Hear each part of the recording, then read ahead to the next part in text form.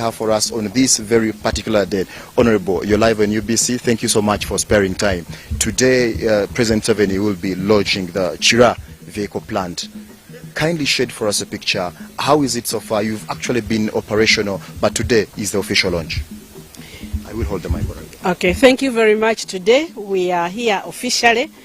We have been making buses, but today we are unveiling for the whole world to see what we have built here. Today is the official day that we are commissioning, and we are saying the world, here we are, Uganda, here we are, Africa, here we are. So we are expecting the president anytime here at the Kiira vehicle plant. Now, making vehicles is a very big industry. So when we started, Kiira started in Makerere. Kiira Motors started in Makerere. So students are working, making small prototypes, you remember the green car, and getting the concept of how vehicles are made. Then from there, we now needed a place where we can make models and see commercial grade vehicles that people can buy. So at that time we didn't have actually a manufacturing plant, we didn't have a factory. So we asked Luero Industries under NEC, and they gave us a space. So you put there some pieces of machinery that help you to do this, and one by one on the ground you make here a frame. You physically, people come and carry it and move it to another place, and that way you can make a car. Maybe you take a month or 2 months just to finish one, because the process is slow and there are few people who can work at a time. So the ultimate opening and launching of Uganda as a vehicle manufacturing country, an automotive manufacturing country, is now with the opening of this facility. With this facility, each day, we can roll off 11 buses off the line. Each day, those buses will be ready. Of course, the bus takes time as it walks through the facility, but each day we have capacity to finish 11 buses.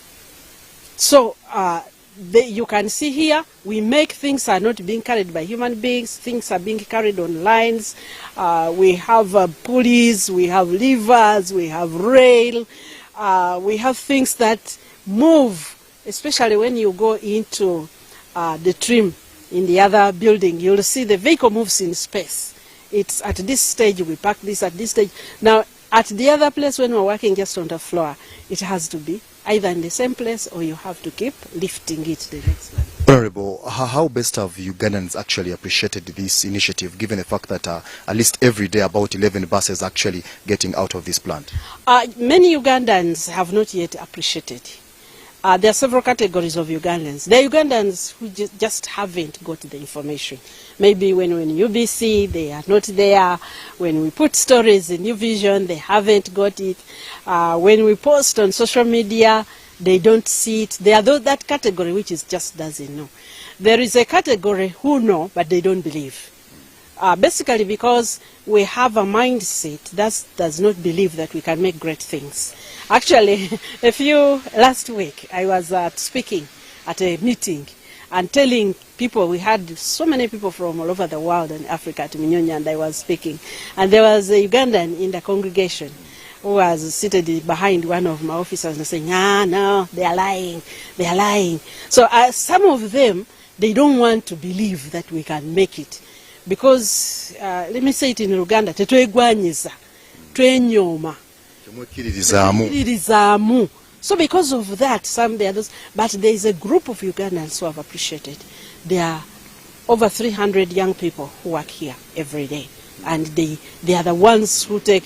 It's not even what we have done is to create an ecosystem, to create an environment where ordinary young people can come. They are trained, they are shaped in their mindset, and they are given opportunity to work. And so those ones, they live actually, they say mission vehicles made in Uganda. And they really believe, they are passionate about this. So, and you, my friends in the media, I need you to believe this. Now that you are seeing, they say seeing is believing, and touching, you are riding in the buses. These buses are among the best globally. Not in Africa. Of course, we can't talk about Uganda, because this is the only factory which makes buses which we can say they are made in Uganda, because internationally they have a unique serial number, the vehicle identification number. So it has been accredited internationally to make vehicles. And this now opens up lots of opportunities. You know, a vehicle has so many parts, and not all those parts, even some that we are making here, we would rather subcontract and we focus on the main thing. So there are not opportunities just for jobs, there are opportunities for young companies to start, come, manufacture, supply, because there is a client here already. So you are not going to struggle with buying. Honorable, you talked about Makerere. I do understand the government takes about 96% and Makerere University takes about 4% when it comes to ownership, and this is where it started from. How best and have you empowered youths to ensure that they do come up with other innovative ideas, and how best are you supporting them over that? Not only Makerere, but actually all youth. But at Makerere specifically, Kiira Motors is working with a facility there, they call it the iPod. It's an innovation facility, and we are skilling students such that they spend time there, they understand our concepts, they think about different parts, then they come here and they try to see how to make it. But they are trying to innovate. Okay, this part is like this. What if I innovated a variant? What if I got a better one which will give us a new model? So they are opening up those opportunities. But in science, technology and innovation, we also have, when you have facilities like this, you need a center. So we established what we call the EDIC, the Engineering Development and Innovation Center, where we can gather students and young engineers from all over, including those doing TVET, those who are doing diplomas, those who are doing certificates. You put them in teams and they work on specific components, and they can design, they can innovate, they can design, they can prototype, they can manufacture there. So that as they grow as companies, then that is how you create jobs. Honorable, we do expect the president actually to arrive any time from now. What is there that Ugandans have to appreciate at this very particular point, because you're championing this, and I do understand that a part of your agenda is to champion development? Yes, Uganda has been dependent on raw materials, agriculture, minerals, timber, sand, those things. But as the president is saying, we now need to shift the economy into a knowledge-based economy, and that is the only way we can shift now. We will continue the conversation. We need to welcome His Excellency. All right. Well, thank you so much, Honorable Minister in charge of Science, Technology and Innovation, Dr. Monica Museveni. As I talk right now, the dignitaries are actually taking their positions. I do see the Honorable Minister for Constitutional Affairs, Honorable Norbert Mao. I also do see the Honorable Minister Matia Kasaija for Finance. I also do see many other dignitaries. I see the Governor Bank of Uganda. I also do see other dignitaries who are actually taking their positions, and that is a sign that they are actually ready to receive the president, that is General Yoweri Kaguta Museveni. But of course, we also have to appreciate the equity partners, where the government of Uganda actually is represented by the Ministry of Science, Technology and Innovation. I did have to tell you that the office actually takes about 96% when it is representing government, and of course Makerere University holding about 4%. But also we also have to realize that Africa's first electric vehicle was developed under the Kiira electric vehicle project.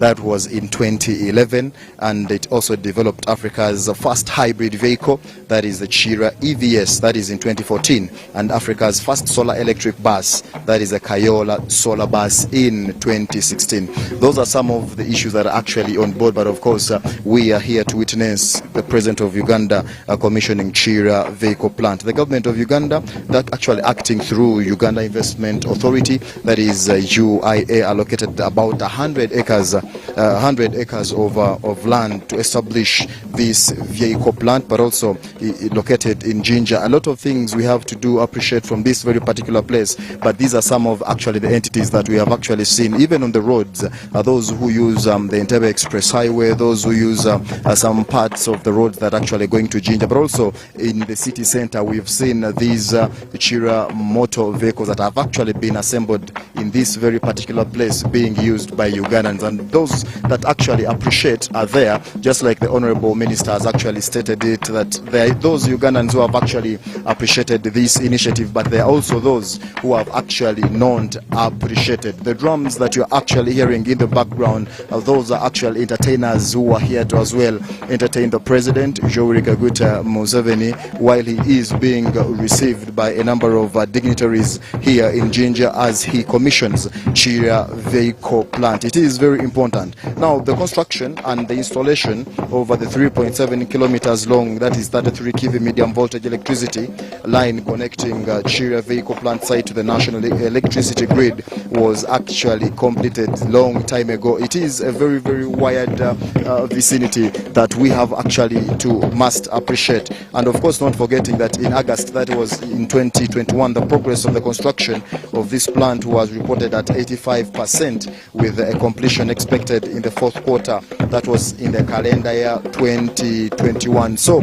we are actually going to witness this. This is a project that actually government has actually invested in heavily, of course, taking the biggest or the lion's share, that is at 96%, and Makerere University taking about 4%. That is something that also we have to take note. That is a symbol that actually government is full in charge of this initiative, but also looking at what so far has been done. Like I told you earlier, President Museveni laid the foundation stone for the Kiira vehicle plant. That is on 14th August 2021, and at the event he directed that there will no longer be any importation of fully built buses in Uganda. I will have to say that again, that in 2021, that is on 14th August, the president at the event, while he was actually laying a foundation stone, he did say that there will no longer be any importation of fully built buses into Uganda. What does that imply? That Kiira Motors, we must appreciate, Honorable Minister did talk about 11 buses being actually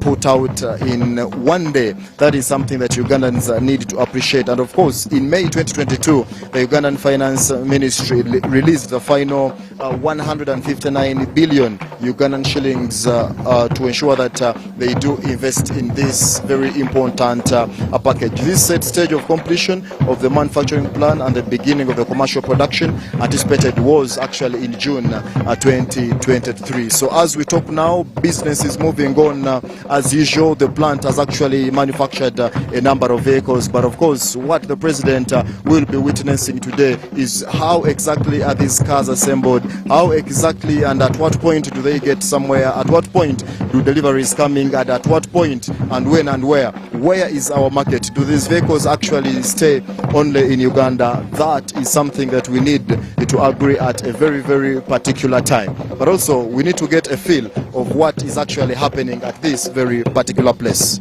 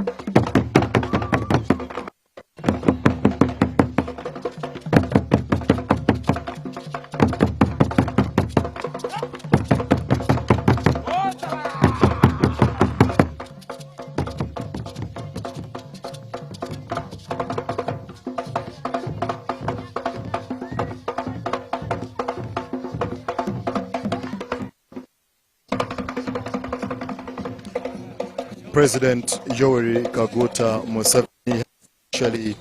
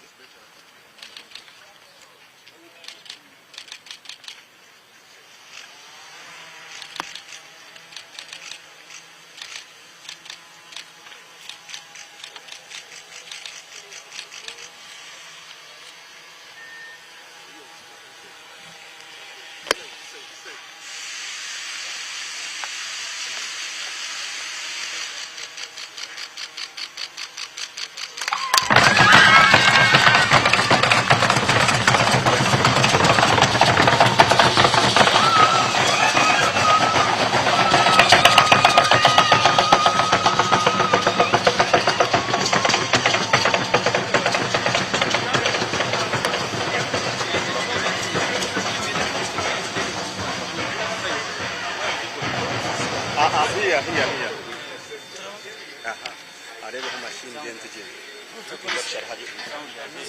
It's a very particular time.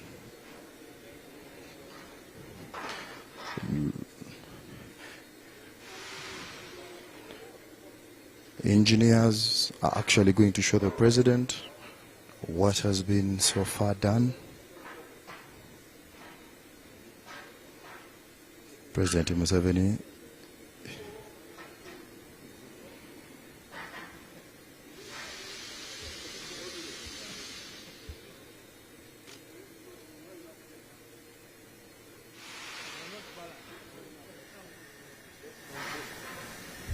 President Museveni, he is going to take a picture with the dignitaries, the honorable ministers in place, but also the directors of this very particular place. Kiira Motors Corporation, a state mobility enterprise, was established to champion a value addition in the nascent motor vehicle industry in Uganda.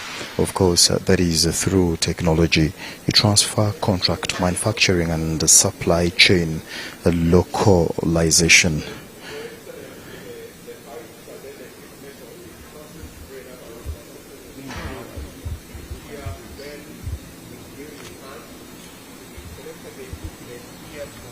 Address two goals. One of the goals, precision pooling. Precision pooling means that every job is done once, we don't finish.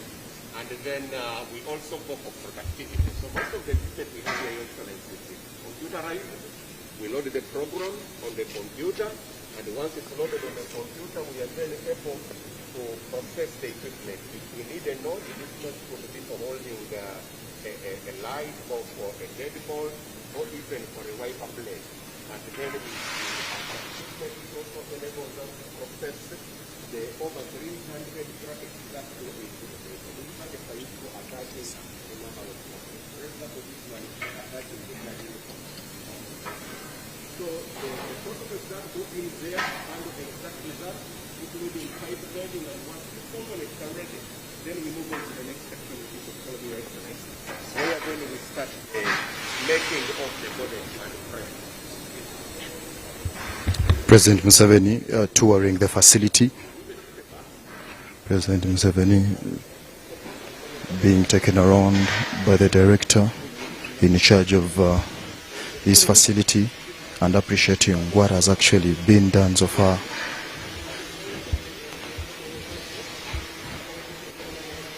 Through science, technology and innovation, the Ministry of ICT steps towards building a sustainable ecosystem development.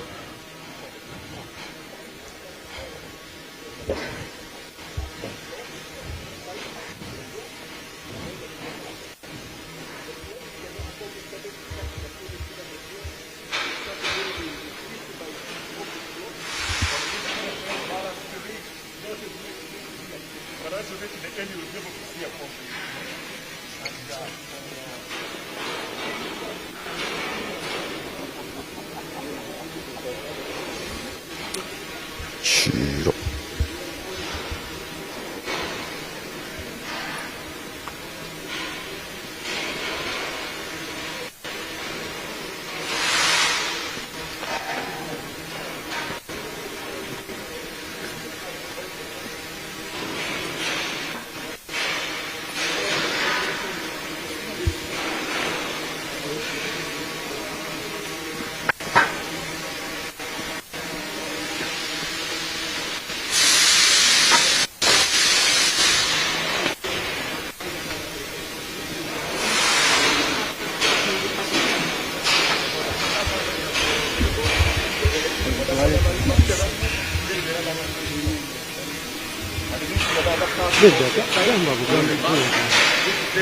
Letter ahead we put on another line in order to bring them together into the frame and body of the car. So that's for the silver frame.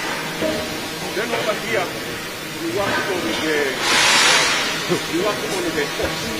So the force we start with the unit because we have to go for it, but because of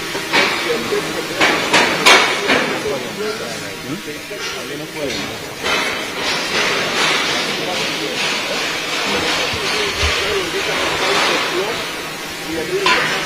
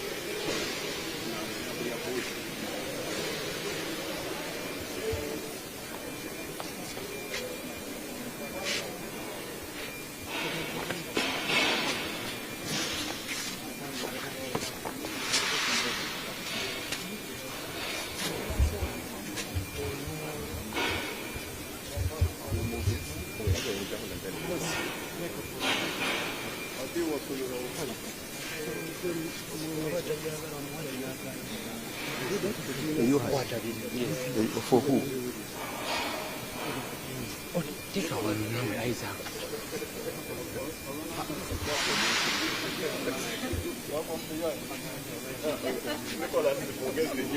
Then as we see here, Your Excellency, we are adding, Your Excellency, now here we are adding more content. You see the radiator is coming in. Then because the radiator is sensitive, we protect it as we continue adding content. By the time we come to this place, those components which will be difficult to integrate in the bus once the frame is welded on are finished. Then we get this scorpion lift and we carry this thing and we put it on top and then we weld them together to have the core skeleton of the coach bus. Yeah.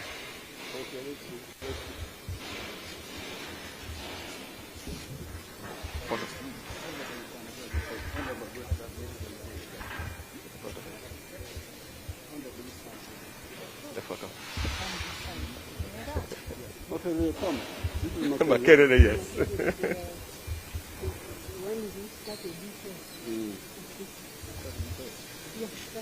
This one is from where?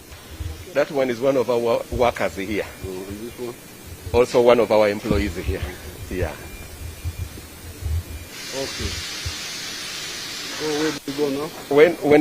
When the frame is now ready, we move it to the welding line, and we start by aligning it to ensure that the frame has come together very well to avoid any misalignment, which later could result into parts like the glass cracking or the axles having chatter and misalignment. So once we do that, then we come here and we do that alignment. Then we start. You could follow me, Your Excellency. We then start. You remember the brackets we made. Now we start ensuring that all the brackets go in, because in the future we are going to be installing all forms of components into this frame and body as the superstructure. So we put in all the necessary brackets, the over 300 brackets, and then once that is done, we then proceed to do the firewalls. So we have two layers of the walls of the bus. The internal one is we do sill plates, and then we put foam to help us with the heat intrusion protection, noise intrusion protection, but also protecting against having insects and pests hiding in there and brooding in that place. So we work on that, and as you see here, the team is welding the sill plates to make the internal firewall. And then between the sill plates, that is the place we will then apply for. So we firewall all the areas with the necessary material, and then the bus is moved, the frame is moved to this area where we do paneling. Like now you see the other one, they are doing paneling. Yeah, so when you do paneling, you're now creating the outer skin of the bus that then gives us the look and the feel of what it will look like and provide you that area which you would then go ahead to decorate. So once this is finished, the entire body is then moved over to the paint shop. So let us try to go through here, Your Excellency. As you go down, by the time we get down, we have concluded and we have the complete body. We have the complete body and frame. That complete body and frame is taken to the paint shop. In the paint shop, we do, first of all, protection from corrosion. So all the hidden surfaces, which we call Class B surfaces and Class C surfaces, we protect from corrosion. And then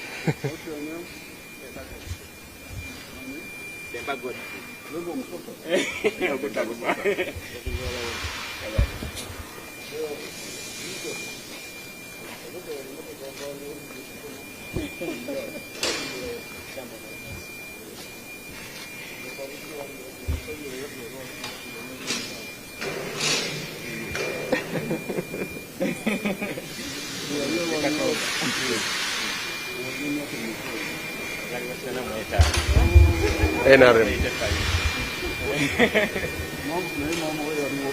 Yeah.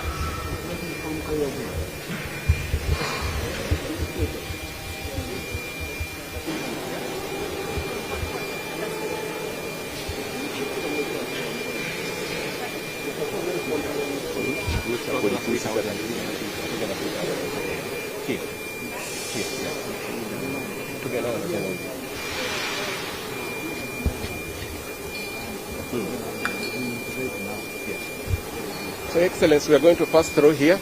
So the finished body and frame is then painted. This paint shop is the most advanced heavy-duty vehicle painting shop on this continent. We have so far built 30% of it, and we hope to extend it and even install robotics to enable us to have better quality and higher productivity. Your Excellency, we will stand here and you can see some of the work that is going on. So we carry out a number of processes in here. We prepare the surface because the surface has to be very clean. Otherwise, the paint material will peel off. Then after that, if in case there are any blemishes, we panel beat, and then we undercoat, or rather we prime the surface so that the coating can stick. Then we undercoat, a number of hands of undercoating. We put the intermediate coat, again a number of layers depending on the target client. And then we put the final coat, and then Kiira. Then we bake using LPG. Now this body shop is our bottleneck in the production process because the processes are slow and so far mainly manual. So we have 2 acres of solar panels on the roof, so that when the power goes off when we are working, we can at least complete the job in order for us not to waste the material. So from there, the bus is then taken back to this line. Can go through here, Your Excellency. To integrate steering system, brake system. Can go through here, Your Excellency, and the drive axles. If it's electric, we put battery and the motor. If it's diesel, we put the engine, and then an automated guided vehicle picks the bus, which is not yet drivable, and it takes it to the trim and the final assembly line, where we do all the finishing, and that's where we are going to go right now, Your Excellency. Yes. So this journey, from starting to the time when the bus is finished, at a top efficiency takes us 14 days to work through that process. Yes. And I must note, Your Excellency, that this bus plant here is the biggest, most capable, and most competent bus manufacturing plant on the African continent. So, Excellency, you will board your vehicle, and then you will follow us, and we go to the trim building. Yes. Okay.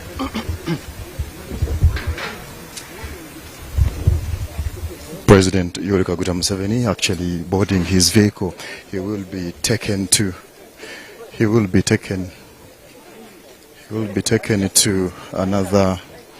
another plant or another structure where he has actually to appreciate what has actually been done so far.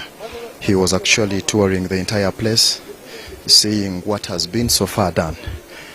But of course, not forgetting that starting in 2022, Kiira Motor Corporation began to supply both electric and diesel buses to Tondeka Metro bus services, but also to establish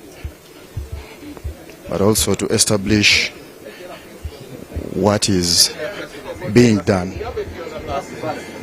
It is very important to appreciate what has actually been done. President Yoweri Museveni making a tour at Kiira vehicle plant. It is very, very, because we do have to ascertain a number of buses have been actually manufactured, but Kiira vehicle plant. President Museveni, what he is doing right now is actually doing an official launch of these buses. Another 600 buses were actually planned to be delivered in 2023, and I do understand those buses were actually delivered. The first base of the TMS buses were also delivered, and those were about 980. The first person, the first actually company that made an order, it was Uganda Civil Aviation Authority. That the press should come to this bus. You understand? Okay, but you are bringing the other. Please. Let's not get the, we go with briefing. You are given a briefing. Uganda Civil Aviation Authority did make the first order, and it was actually delivered. Honorable Dr. Museveni in the first place did talk about how very many Ugandans haven't actually appreciated what has been so far done. But she says a lot of things have to be done to change their narrative, but also change their mindset to appreciate what has been done so far.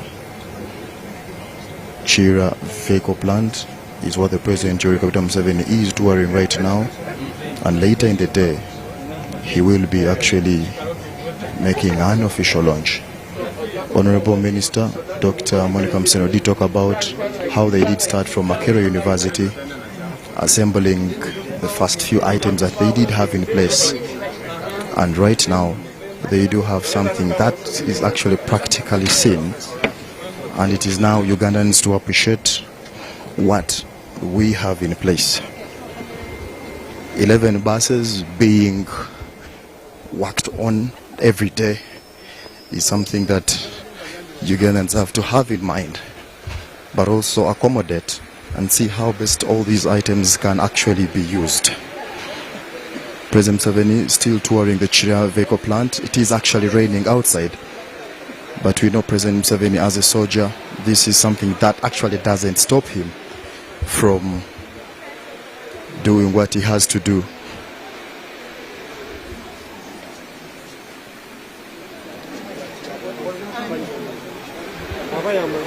The dignitaries are actually going to still take him around. A number of ministers are still around to see how best this can actually be done.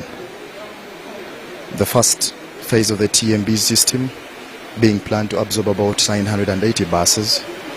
Of course, the future stages requiring more units. That is something government is actually still working on, to see how Ugandans can appreciate the different initiatives that are being done by the people of Uganda. The government of Uganda, through the Ministry of Science, Technology and Innovation Secretariat, took definitive steps towards building a sustainable and scalable e-mobility ecosystem, and the government, the national e-mobility strategy aims at positioning Uganda as a net source rather than a consumer of e-mobility solutions in Africa. This is something government is actually fighting to ensure that Uganda becomes one of the leading countries when it comes to manufacturing some of these items that are actually being done by Ugandans. They have encouraged very many youths to ensure that they come up with all the innovative ideas, and the government is actually ready to implement most of their strategies, driving Uganda forward. And this is actually part of the plans that is actually in the National Development Plan 4. They do have an agenda also of not leaving anyone behind. Kiira Motors, building the state of the mobility. They want to actually champion development in Africa. How best can they champion this? That is something we need to ascertain by the government of Uganda. A number of vehicles have been assembled at Kiira vehicle plant, but of course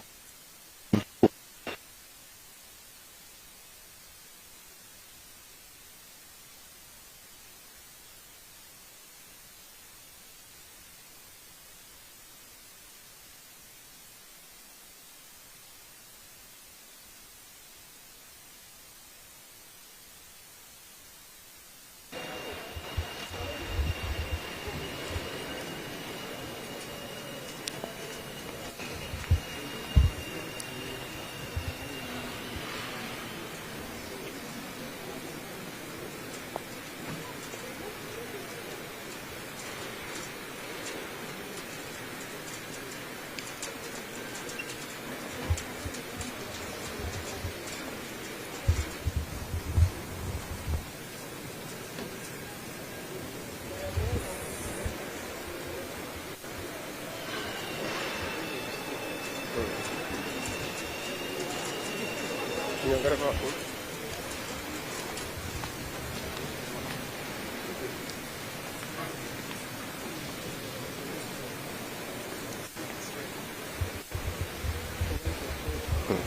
Excellence, when the vehicle leaves the other side, it is carried by that platform over here, and then it's brought here for the final trimming, where we start by doing the carpentry for the boards. We are going to pass through here, Your Excellency.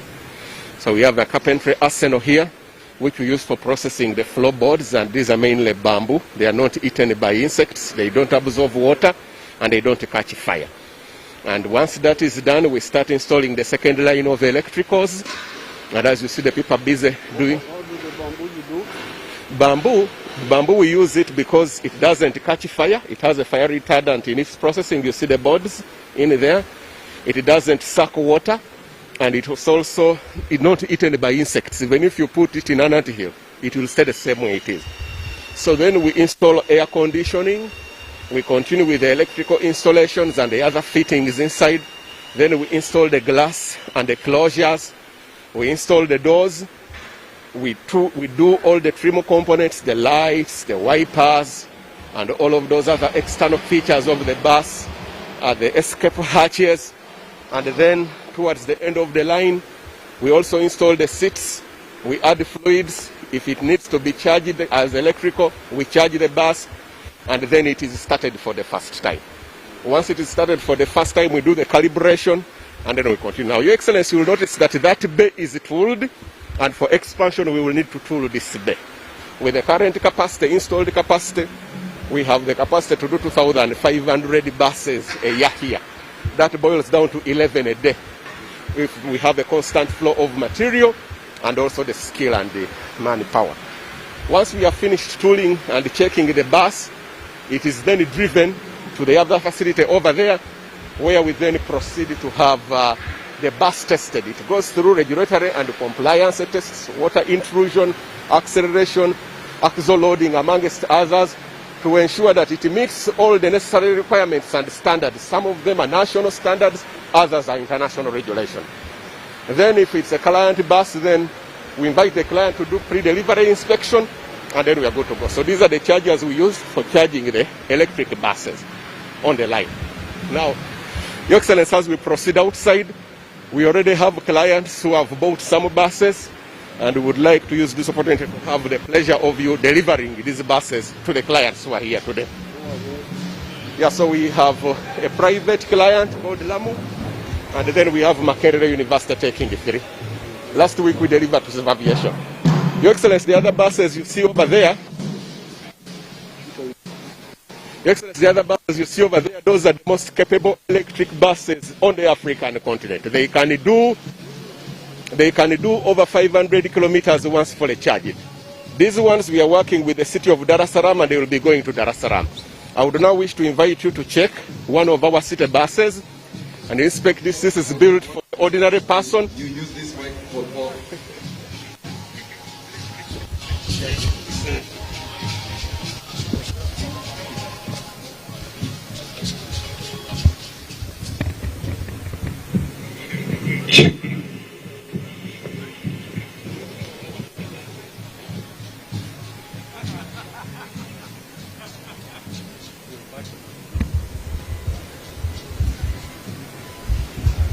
President Museveni is actually boarding one of the buses. He will be actually getting a feel of and see how things will actually be.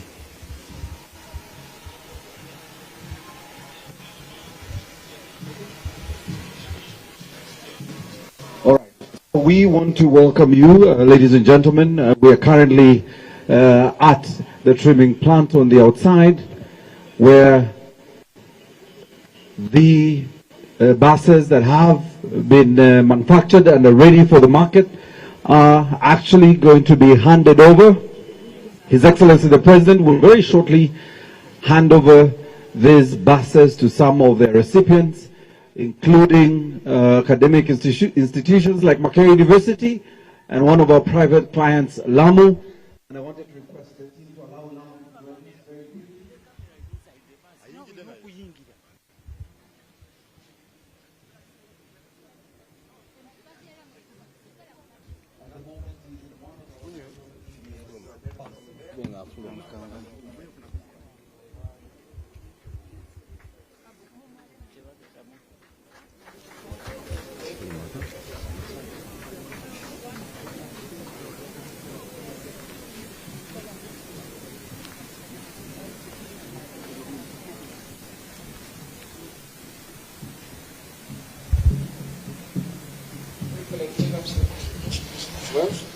President Museveni has actually, he's still touring the vehicles, of course, to appreciate what is being done so far.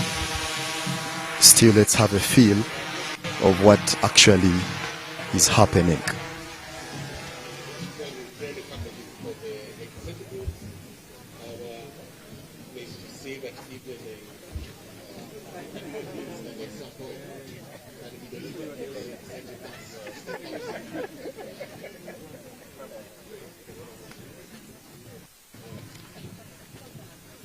Air conditioning.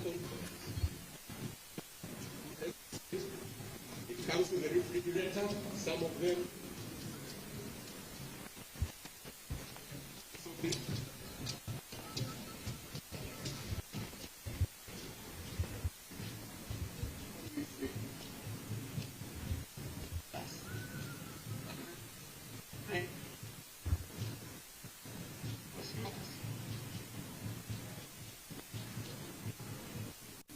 Globally, for example, this bus, here you have given us some of the concepts and it's going to scrap at the global market for this ceremony is going for over 300,000. More than ours. Then our diesel ones, which are going for 150,000, they are between, these ones going for about 145 and those ones going for 200,000. Depending on whether you're doing the Isuzu or Scania on the higher side. Yes. So, Excellency, we can now invite you to go and hand over the buses to the clients. Yes.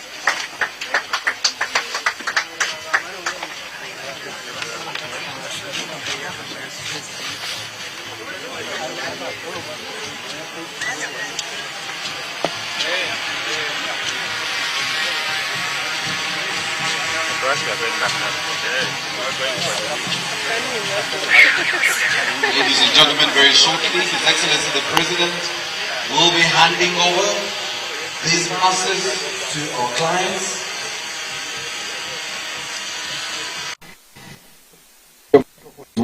Yes.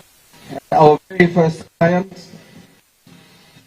that will have opportunity to receive is Lamu, a private commercial bus transport company that is now taking ownership of their second unit from Kiira Motors. Big round of applause, ladies and gentlemen.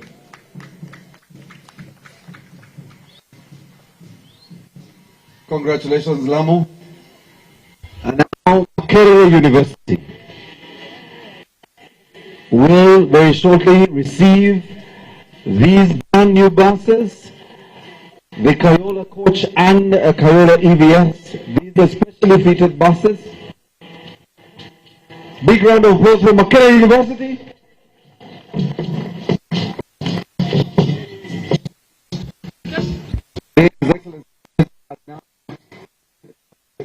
To the brand new buses to Kayola coach, Kayola EVS, that is actually with special needs. We want to thank you, Excellency,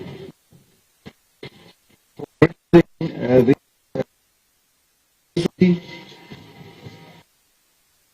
and holding the bus. Kayola coach that is invited here at the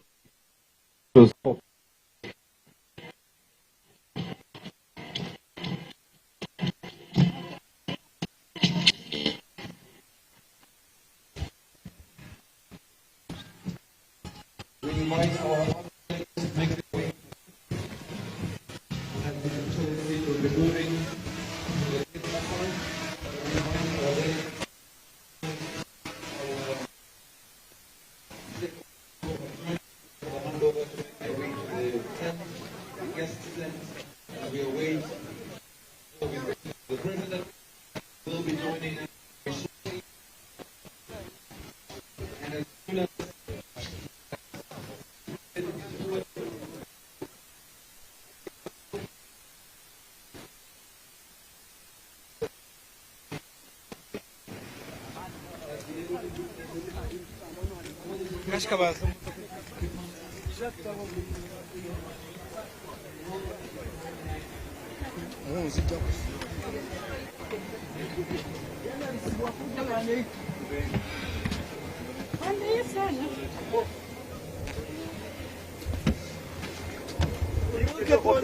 Open. So you go. Go.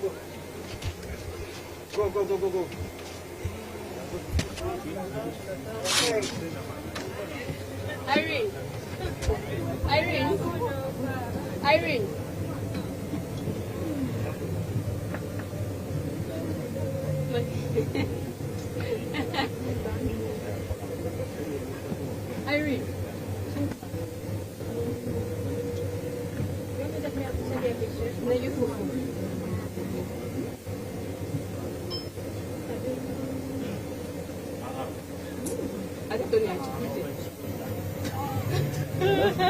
Ahora yo le voy a dar esta suya.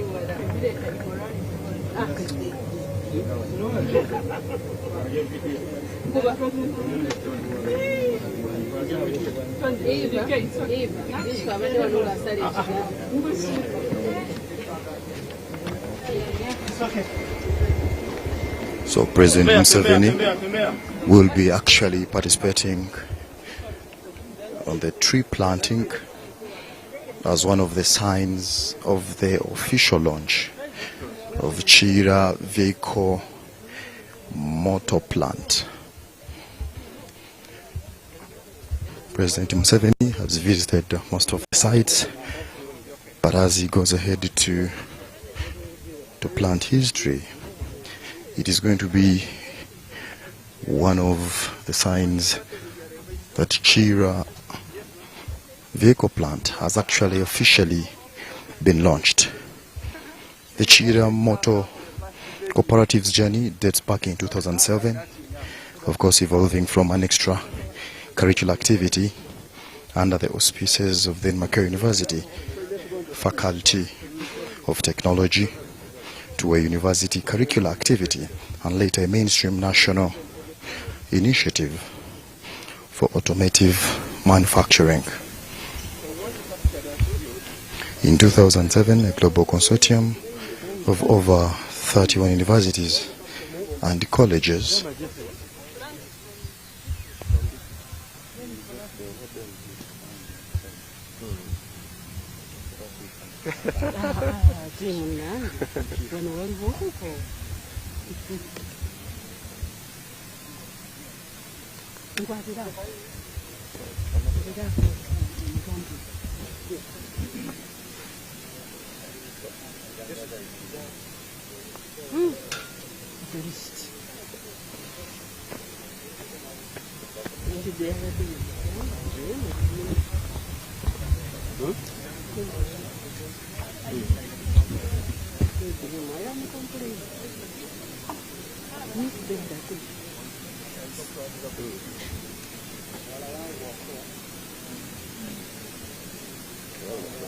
This is our soap?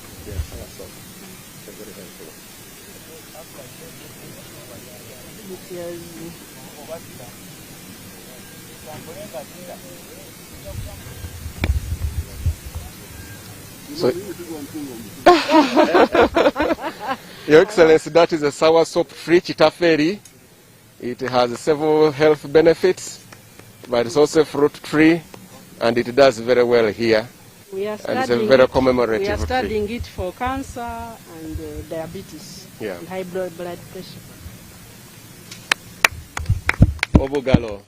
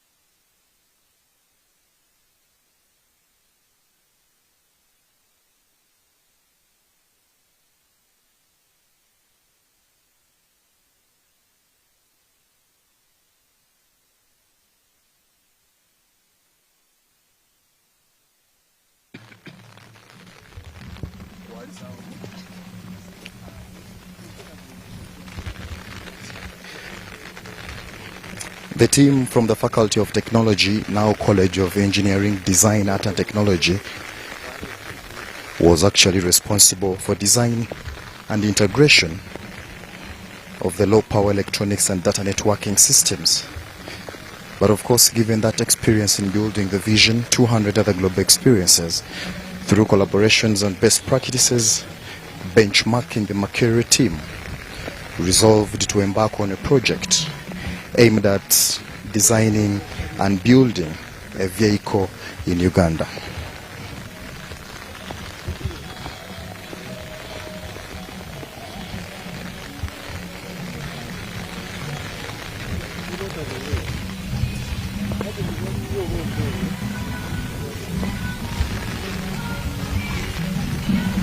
President Museveni gracing the occasion here at Kiira Motors Corporation, where he is actually officially launching the Kiira vehicle plant.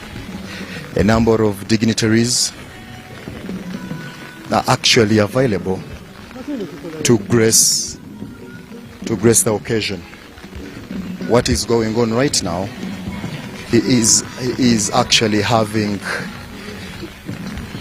a one-on-one meeting with some of the organizers and those who are actually behind this initiative.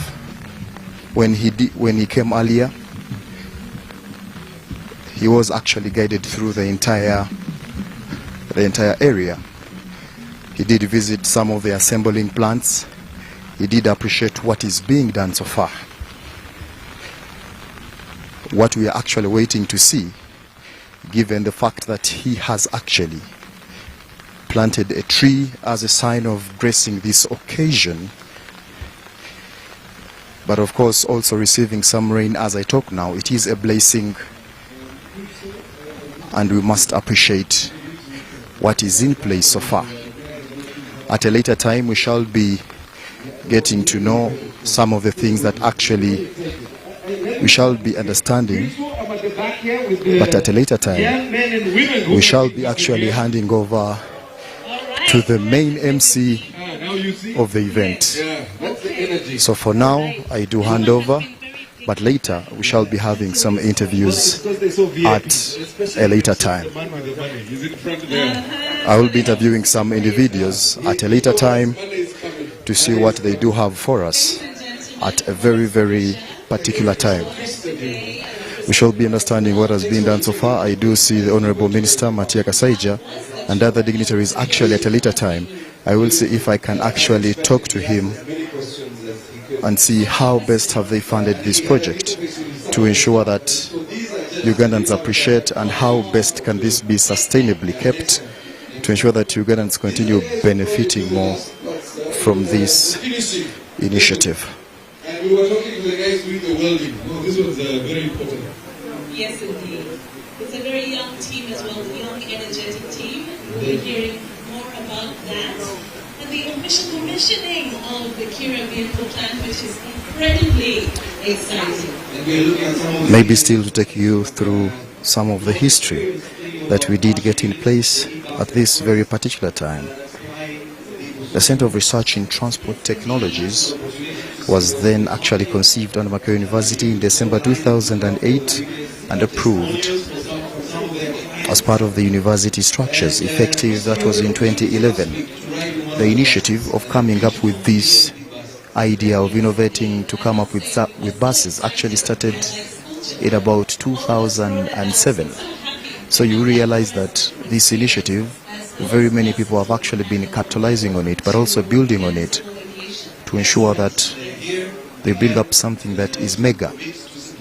Uganda wants to be part of those countries that actually can work as a backbone when it comes to the transformation and the transport sector. The successful execution of the Kiira EV project led to the establishment of the Kiira Motors project as a government initiative for automotive industry development aimed at establishing a vehicle plant in Uganda. So the Kiira Motors project actually started the Kiira Vehicle Technology Innovation Program, through which the Kiira EVs marked the first electric hybrid vehicle designed and built in Africa was developed and unveiled at a very high-profile event at the Kenyatta International Convention Center in Nairobi. That was in actually 2014. The team then designed and built the Kayola solar bus, the first electric solar bus designed and built in Africa. President Museveni, who is gracing this occasion, as I do talk now, is actually engaging part of the event organizers, but also the directors who are in charge of this facility. At a later time, we shall be understanding from them what has been agreed upon going forward, having understood that very many Ugandans are actually being accommodated in this place as employees and employers. Very many people have actually changed their lives because of this. Especially with the e-express bus service you're talking about. We're living in a time where you have a card, you load whatever money you have onto the card and simply... I have seen some of our corporate companies here, and today is about committing. We need to commit to buying these buses. If you are from one of our big companies, you cannot just come here and eat our food and walk away. We want you to commit to supporting us and buy these buses for your staff. At least I'm excited. Our Makerere University Council Chairperson is here. She has received 3 of her buses. Can we appreciate Makerere University? The Vice Chancellor is here. There was 4. Well, at least the team is here. And it's unbelievable. One of the units, and I know you spoke about this last week, we were here for the expo. If we keep speaking about the expo, it's because we were here last week for the e-mobility expo. So every time I said last week, you were wondering, why were they here last week? We were here for 2 days, Thursday and Friday. The smaller EVS, the Kayola EVS, is really a special product of Kiira and for Makerere. Crystal, why? The one for special needs. Yes. Yes. Specially designed. For just Makerere University, for students with special needs. Yes. That's amazing.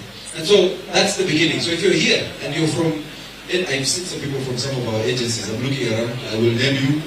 You need to leave a commitment here. Do we have the director of marketing? I need to link you to some of our people. Where is the director of marketing?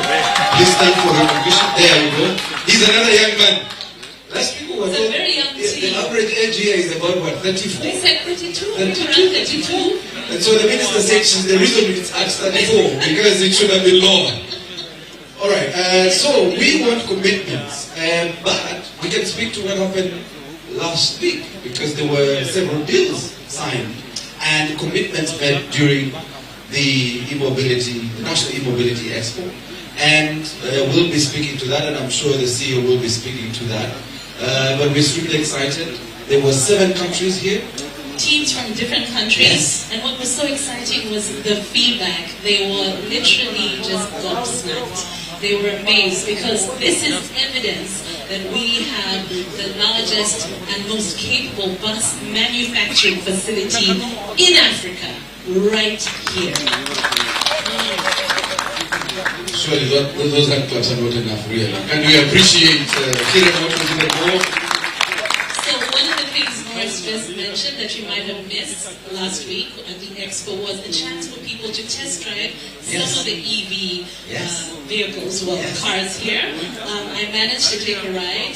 In one of the little EVs. The little thing. The pink one. Yeah. It had to be pink. I wasn't trusted with one of the bigger ones. It had to be pink for you. It had to be pink for me. But also, what was so exciting was the electric buses and seeing people of all ages jumping on the buses and riding all around this facility. So there's so many options. And today we are looking at commitment because much as this has now started to bear fruit, it is just the start of this story, the start of this journey, because this plant has the capacity to produce up to 11 buses every day, in a single day. No, not a week, in a single day. And just imagine, because they have a huge target, Crystal. The target I have looked at in their strategy is to build, and they can actually increase production up to 10,000 units every year by 2030. If we actually need to do all the things we need to do for them. So 10,000. But you need to find the market also, right? Absolutely. So we have to make that happen. That's why there's 2 units there, Crystal, that are going to Tanzania. And those 2 units will be used on the public transport system in Tanzania. You mentioned commitment Yes. for more buses, and I believe we also have commitment Yes. from Tanzania as well. Yes. So the DRT, you'll see them, they're blue in color. DRT awaiting clearance from, yes, I see some, it's when Ruth shows me the screen, I need to, This was when the buses were in Tanzania. Yes. This is when our EVS was in Tanzania. Clearly, that beach is not here in Uganda. Very clearly. And that bridge really is not, it's not the ginger one. This one, the beautiful one we used. Yeah. So this is when it was on a test drive in Tanzania. Yes, indeed. And also featured in part of these celebrations, I think, at the Julius Nyerere Day in Tanzania. And that's when the conversation on working with Tanzania began through our High Commission in Tanzania. So we have 2 units awaiting clearance from the necessary offices. Yes, indeed, which is exciting times because we love to talk about Boo-Boo, Buy Uganda, Build Uganda. And then we see that not only are these buses, have they been all around the country, all around Uganda, but we want to see these buses all across the continent, all across Africa. So we are saying this because a lot of the stuff we're saying we will not be able to say. We're a very short program. In fact, if you notice that everyone speaking, myself or Crystal are standing right next to them, it's because we've been told how much time they need to speak for. Yes, indeed. We probably will have 3 speeches here. So a lot of the things we're saying we will not say when His Excellency the President is. We will be within managed time. Yes, indeed. And so we are allowing ourselves the leverage to tell you as much as we can about Kiira Motors. We are currently standing at 277 staff. 277 staff. The team continues to grow. Yes. And I can guarantee you when we are back here next year for the expo, if invited, again, I just need to, I'm throwing it in there so that we get invited. If invited. If invited. If invited. Definitely. We definitely will find a bigger number. But it's an extremely young team. I met the person who took me around on my factory tour last week was about 25 years old. Okay. A university engineer graduate. Mechanical engineering, and he literally spoke like he was here when they were building the factory. But speaking about building the factory, Christo, we need to really appreciate one particular group, NEC, National Enterprise Corporation. Can we appreciate NEC, ladies and gentlemen? Round of applause for them. They put in place this facility. Oh gosh, these buses look so beautiful in this picture. Aren't they gorgeous? Yeah, these look. We were talking about the facility. Let's focus. So they put together this facility in 4 years. And we must appreciate them. This is really a marvel for Busoga. Can we appreciate NEC one more time, ladies and gentlemen? It is eye-opening to the possibilities, what can actually happen. Yes. Because I was being told about that day when at least the groundbreaking happened a few years ago. And interestingly, it is raining. Well, it's just a bit of a drizzle, but it was a rainy season. It was incredibly muddy, and it was so hard to imagine what we see today. Right. So it is possible. It is very possible. And we also speaking about going green. The future is green. Sustainable solutions. Yes. That is something that is very, very passionate when it comes to the team here, and something that as a country we are very proud of, that we have evidence of investment and moving forward when it comes to mobility sustainable solutions. What's also interesting for me, Christo, is that every time I come here, I find a lot of work that has been done in a very short period. Yes. And so we were here last year, and so when you look at what has happened over the last 1 year, that's amazing.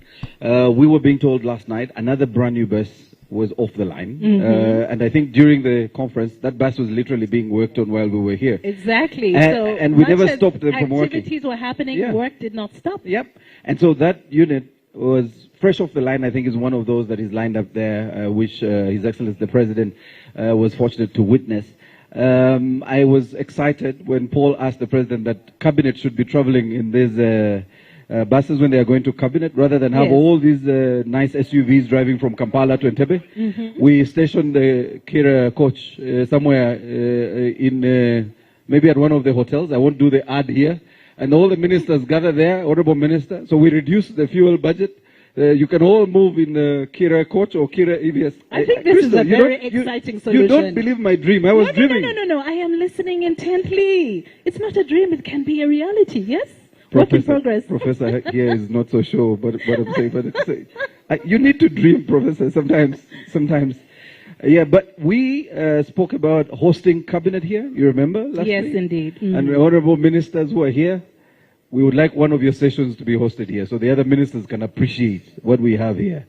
Yes, and since we have almost a third of them, they will commit to the others coming. Yes, joining indeed. Them. So we're putting that out there because as Ugandans, or as they say, as Africans, you know, you want to touch, you want to be right there where the action is.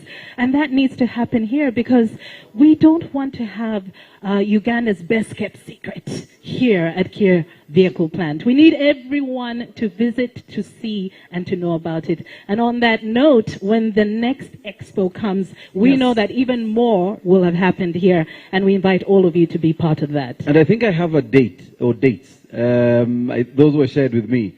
So please pick up your calendar. I just want you to block the following days. And I remember these were shared with me by the CEO. So there was a lot of consultation on these dates. I know that it's in November. So please look out for November.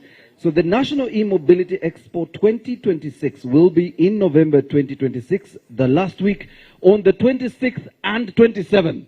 Of 2026. We don't know when we are coming back. I'm happy to see people actually are scheduling it in their phones. Please put it in. You are not looking at your phone right now. We know who you are. I see you. Yeah, so we know. 26th and 27th of November 2026. Yes. Please join us for the third edition. That will be the third edition, Crystal, right? Yes, of the National E-Mobility I'm sure it will be even bigger, even more exciting. Yes. It has grown so much from last year to this year, and it is something that really opens up your eyes to possibilities. So one of the key results out of the expo this last week was from the deals room. The order book is 400 buses. 400 buses. Can we have a round of applause for that? 400 buses. And I'm still giving you more information. Ooh. There was also an order book for 62 chargers. And the total value for all this is $89 million, ladies and gentlemen. So now, there you go, ladies and gentlemen. Yeah, now the hard work is how to get that done. Yes, yeah. We have to make that happen. See it to the finish line. And even more. You did say the capacity is 10,000 buses by 2030. Yes. Every year. Per year. So there's a lot of work that needs to be done. And we need all the stakeholders, and I'm glad all the stakeholders are here. Of course, our key partners, the Ministry of Defense, where NEC falls. Our key partners, the Ministry of Finance, that provide the financing. And we are very grateful. $120 million invested by the Ugandan government is no mean investment. Can we appreciate the Ministry of Finance? Goodness. And all the key stakeholders are here. The private sector is here. Yes. Our government departments and agencies are here. We need them to procure as many other buses as they can. We need to begin conversations with our stakeholders in the region to build a market for these buses. And all across the country. Is the hard work the children are already working on. And so we clearly will cross the line. But we want to welcome you to the commissioning. And shortly, His Excellency the President will be joining us for the official commissioning of the Kiira Vehicle Plant. It's an extremely short engagement as soon as he joins us here. And I'm humbly requesting all those that will be speaking to note that we have been provided a very short window to ensure His Excellency can return to other engagements. So we kindly ask that you keep your remarks as brief and precise as possible. Don't allow me and Christo to walk towards you and start writing a note and sending it. Stepping forward very carefully. Yeah. But can we also report them? Because they might be very powerful people. We can only report them upwards. Say, we have no control. So we put it out there right now. But Ladies and gentlemen, we also want to just thank you, each and every one of you, for being here today to support the commissioning of this plant. It is so exciting. And there is a special category we want to appreciate, the Ginger District leadership. Can we request the Ginger District leadership, if you're here, to stand so we can appreciate you? Because you're very integral in this conversation. The Deputy RDC is here, the RDC. Please, Mayor, can we all stand if we are part of the team? Chairman, LC1. You see, this is our team. These are very important stakeholders. Thank you so much, Ginger District leadership. And we really want to appreciate you. It may be very difficult to recognize all of you when His Excellency is here, but we really want to appreciate you.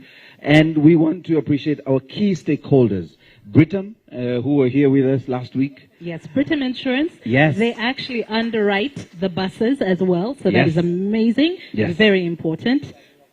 We appreciate the other key stakeholders. These include, of course, the Capital Markets Authority. We are beginning a conversation on affordable financing and whether it's a conversation on allowing as many Ugandans to be part of this development and own a share. This is the future. So the Capital Markets Authority has begun their homework on that end. We want to appreciate them.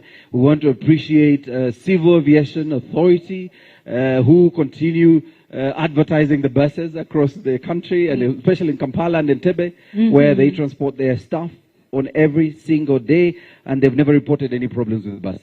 Exactly. Never reported any problems with the buses. We want to appreciate a very important group, and maybe we may not have a chance to appreciate you. Our STI Secretariat, STI team, the entire STI team, please stand for recognition. STI, all of you stand. I know you're many here. Let us appreciate what you're doing for innovation and, of course, the sciences. Our Undersecretary is there and his team. Thank you so much for all you're doing at the Secretariat. It's a team of I wonder what the Honorable Minister does, because it's a team of really young people. Very exciting. Who literally have the shortest attention span. And he said it. I didn't say that. I imagine a meeting where she wants to give her entire strategy and they're looking at their phones, looking at ChatGPT. But that's good. Get more and more done in the quickest time possible. Yeah, but we really want to appreciate the young people at STI. Thank you so much for what you're doing. And the rest of the protocol, we shall appreciate you and recognize you while His Excellency is here. And we see movement. So, Crystal, very clearly, things are happening, and shortly. Yes, our ladies chief and guest will join us. gentlemen, our guest of honor will be joining us shortly, and we shall get into the program. Just a reminder again, we have been given a very brief window, so we'd like to ask all our speakers to be as brief and concise as possible. Thank you so much. So the protocol to these things is that, of course, when His Excellency joins us, we'll all be upstanding to honor his arrival here at the commissioning, the official commissioning, and thereafter we'll have the anthems, and after the anthems we'll have prayer. We want to dedicate this commissioning day to God.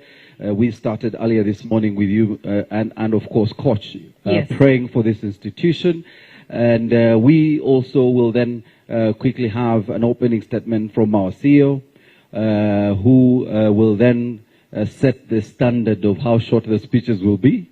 So no pressure, CEO, on how short your speech will be. But we want to receive our Honorable Minister of Science, Technology and Innovation in the Office of the President. Yes, please give her a warm, warm welcome. Our host minister. And we want to appreciate all of you, ladies and gentlemen, on behalf of the Kiira Motors Corporation, and on behalf, of course, of the Minister of Science, Technology and Innovation, the Office of the President, for joining us for this official commissioning of the Kiira vehicle plant. Yes, indeed, the home of Kiira Motors Corporation. I wanted to ask, do you know how they call Kiira in Busoga? Kiira. Did I say it right? Well done. Kiira. Kiira. Okay, I've been practicing for the record. I think we should. All right, so ladies and gentlemen, our chief guest is joining us. Would like to ask you to stand. Yes, may we all be upstanding to receive our chief guest, His Excellency the President.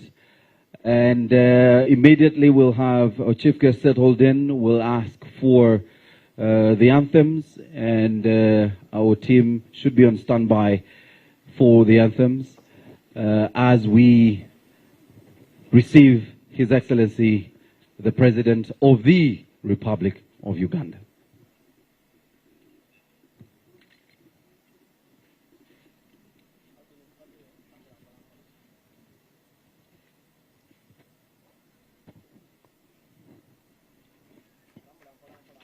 Big round of applause. Ladies and gentlemen, you're most welcome, Your Excellency. Ladies and gentlemen, please remain on your feet as we received our guest of honor, His Excellency, the President of the Republic of Uganda. Again, we shall immediately go into the national anthem, followed by the East African anthem.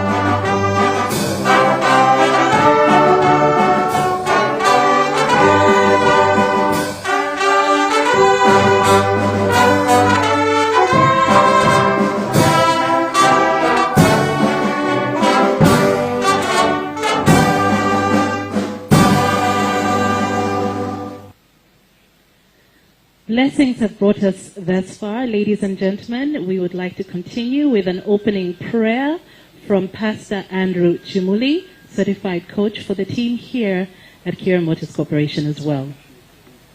Shall we pray? Heavenly Father, we thank you for the gift of this beautiful country. We thank you for the gift of our president and the leaders that are present. Lord, we thank you for the gift of science and technology. We do pray today as we celebrate the amazing work that has happened at Kiira Motors. We ask that you continue to guide us. We ask that you continue guiding our president so that we can move forward focused on what you have for us as a nation. So we give you glory and honor. We pray this afternoon that your presence will guide every speech, will guide every activity we'll do, all for the glory and honor of your name. In Jesus' name, and every believer says, Amen. Amen. You may be seated.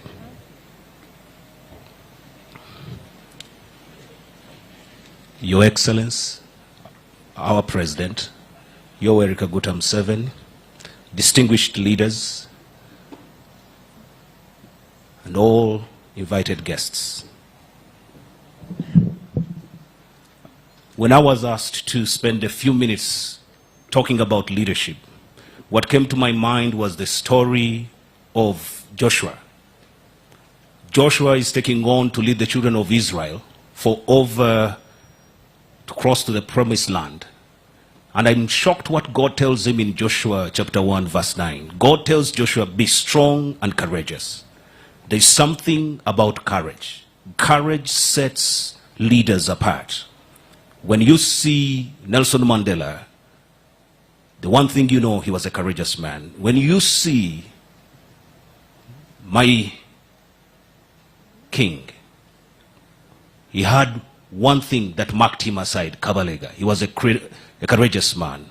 When you see our president, His Excellency, is a courageous man. So all leadership, what sets us apart is the courage we have. For so long, Africa has been lagging behind. I remember a few days ago, I took my children, my teenagers, to a game drive in Queen Elizabeth. And they told me they wanted to see the lion. And indeed, the next day we saw a beautiful, amazing lion in the jungle, marking his territory. And that lion had a lot of courage. They had just hunted, they were eating. And boy, my daughters enjoyed that moment and told them that lion is a courageous lion. Then after some few days, we passed by the zoo. We found a lion there. But the lion in the zoo was waiting to be given food. The lion in the zoo was waiting to be opened so that it can come in, go out. For so long, Africa has been the lion in the zoo. But with the leadership of our president, Africa has started rising. Uganda is rising.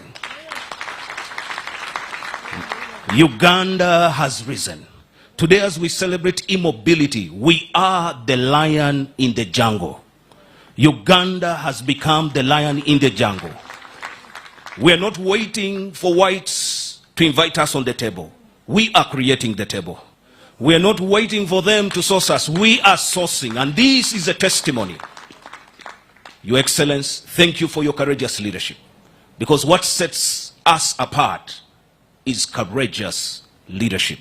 Some leaders read history, others watch history, but you, Your Excellency, we have seen you writing history. And for that, we are grateful, because we are the lion in the jungle. As I leave this place, I want to ask each and every one of us, are you the lion in the zoo, or are you the lion in the jungle? For God and my country.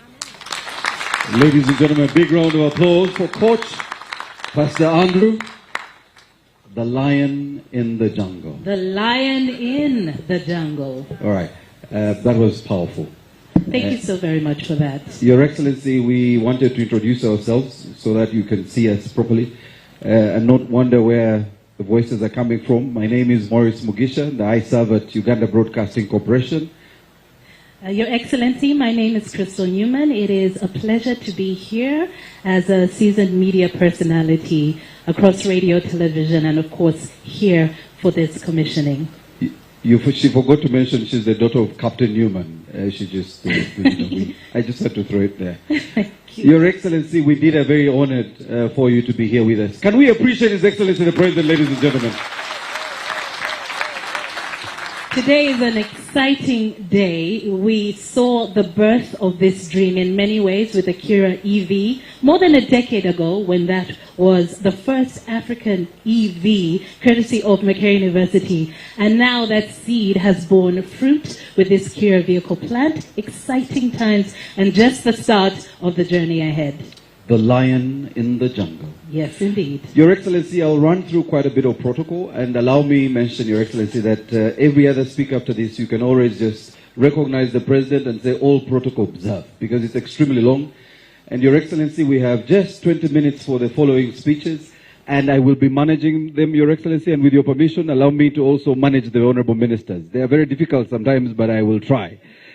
Your Excellency, the President of the Republic of Uganda, we want to welcome you and thank you for joining us. The Honorable Ministers who are here, who are led by our Line Minister, the Minister of Science, Technology and Innovations, in your office, the Office of the President, please stand, Mama Science, so that everyone can see you.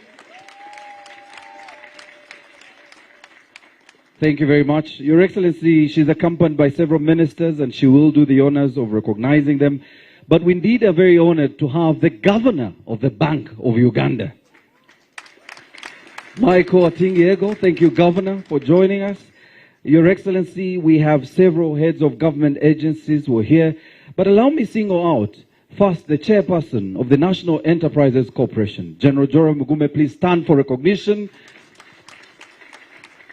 And the chairperson of the Makerere University Council, please stand for recognition. Your Excellency, we have several key stakeholders, amongst them the private sector. But let us single out one of our biggest clients, the Kiira Motors' single biggest client, the Uganda Civil Aviation Authority. Please stand for recognition. But we appreciate all our key stakeholders, Britam, MTN, and the Capital Markets Authority that are here, and all the key stakeholders. And Kiira Motors says these are their key partners, the Presidential CEO Forum, and of course, the GCIC that falls also under the office of the President. We really want to appreciate you. We want Your Excellency to appreciate a key stakeholder here, the Ginger District Leadership. Please stand for recognition. Thank you very much. We also have the immediate former Speaker of the Iala Parliament. He would have hidden a bit, but Your Excellency, we want to recognize our very own. Your Excellency, we want to thank members of the academia. Several universities are represented here. The professors who are here, please stand for recognition. Members of the academia that continue to drive sciences in this country, please stand. The professors, Your Excellency, they represent several universities and they are here to witness this landmark event. And finally, our religious leaders and all invited guests, ladies and gentlemen, you're very welcome. We now want to take the singular honor of inviting the champion of the Kiira vehicle plant. Probably he's also the oldest person at the corporation at the moment. Ladies and gentlemen, the Chief Executive Officer of the Kiira Motors Corporation, Paul Isaac Museveni, ladies and gentlemen.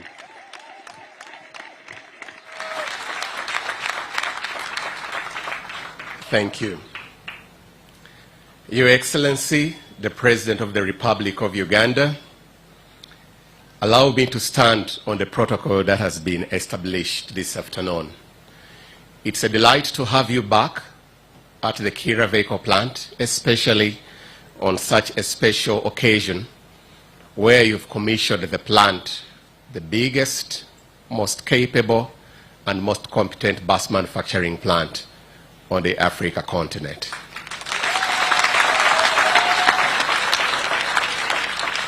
Standing here today, I can't help but to reflect on what took place when you came to Makerere University on the 24th of November 2011 and unveiled and launched Africa's first electric vehicle designed and built at Makerere University by a gifted team of youth guided and led by Professor Sandy Stephen Tikodri Togbowa. You reminded us on that day that that was a defining moment for the continent, if not for anything, for the reason that it demonstrated that once talent is supported and led very well, we can do anything that we set our hearts to.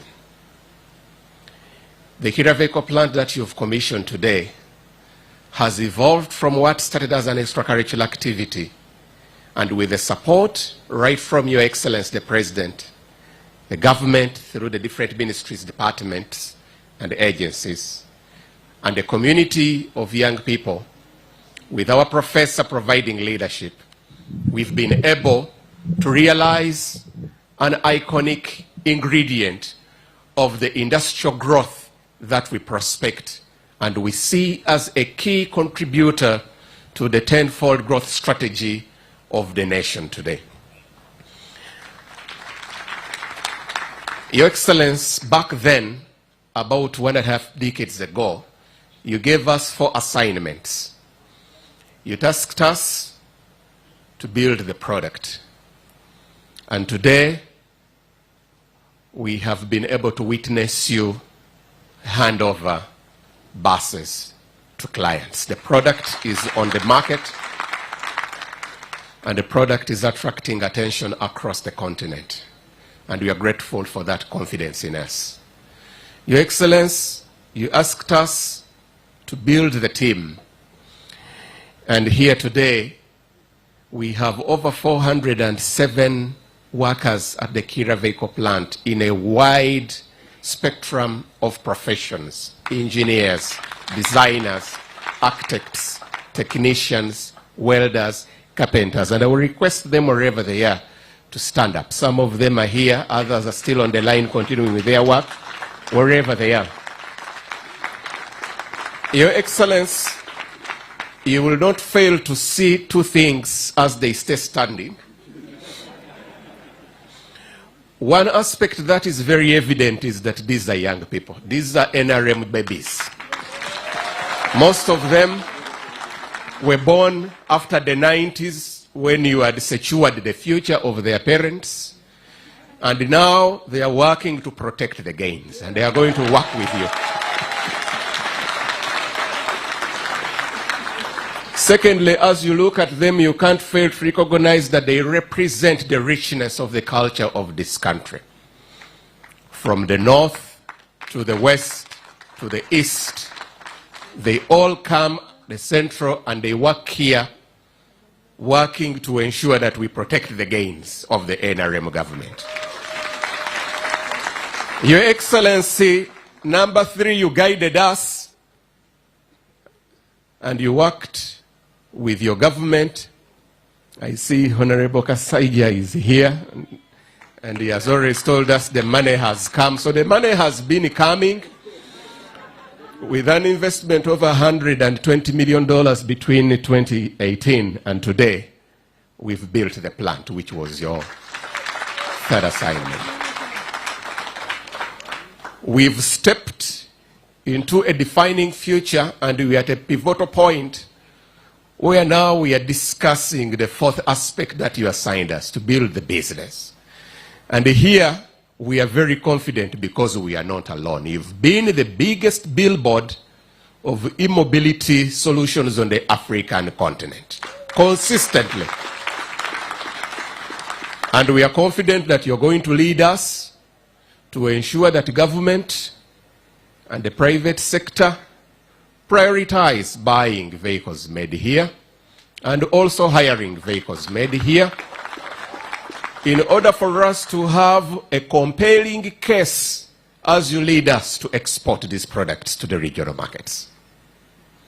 Your Excellency, the products we have built have been carefully crafted to capture aspects that are key for competent deployment in the unique situation on the African continent.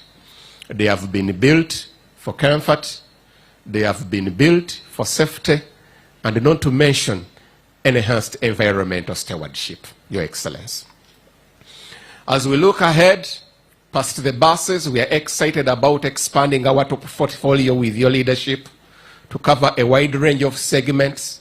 The buses, Your Excellency, are addressing the need of the more than 88% Ugandans who use public transport today.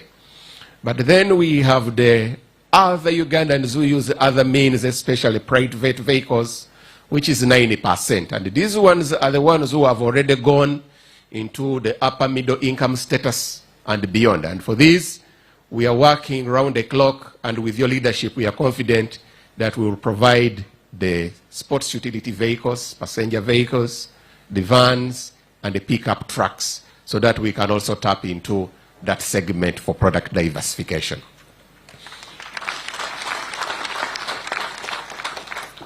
Your Excellency, I am led to remember when I was in high school, we were taught about Tom Sawyer. Tom Sawyer was a very inquisitive and ambitious young man. And wherever he was given something, he always sought and asked for some more. When a child is born, that is the beginning of the investment. The plant has been born, the business has been born, the team is right here. And this is the time that we invite Your Excellence to lead us to ensure that we inject the necessary level of investment to unlock the potential, scale production, diversify our market, and also tap into the different value chains that are relevant to realizing what we do here. Vehicles have steel, which comes from iron ore. So that is the steel and the iron, or the iron and steel industrial value chain. It's a very deep value chain. It's a very big one globally. And this plant unlocks that opportunity for Uganda. The vehicles have leather and textile for interior upholstery and the seats. That is a very good value chain, which we would like to enhance and create not only deeper value addition, but also create more jobs. The vehicles have electronics and software. That is now high-tech integration of systems, including what we call the Industry 4+, amongst others. I can go on and talk about glass from the silica sand. I could talk about the bamboo boards that we use, the wood and the carpentry. But in a nutshell, it is quite often said that when you set up an automotive industry, you've actually unlocked the floodgates of industries, because this industry is an industry of industries. Your Excellence, this journey, we have moved and we are still going very far, but allow me to note a few pertinent individuals that we must celebrate to this journey. And I'll start with Makerere University. When we were at Makerere University, the leadership of the current Vice Chancellor, Professor Barnabas Nawangwe, was invaluable in encouraging us each day to focus and build the Kiira EV. Later on, as we started figuring out how to move from a research and innovation initiative into an industrial enterprise for the country, we worked with UDC, and at Uganda Development Corporation, we worked with the Honorable Amelia. We worked with the Mr. Fred Ogene, I don't know whether he's here today, and Mr. Emmanuel Mutahunga, if they are here today. These ones helped us to shape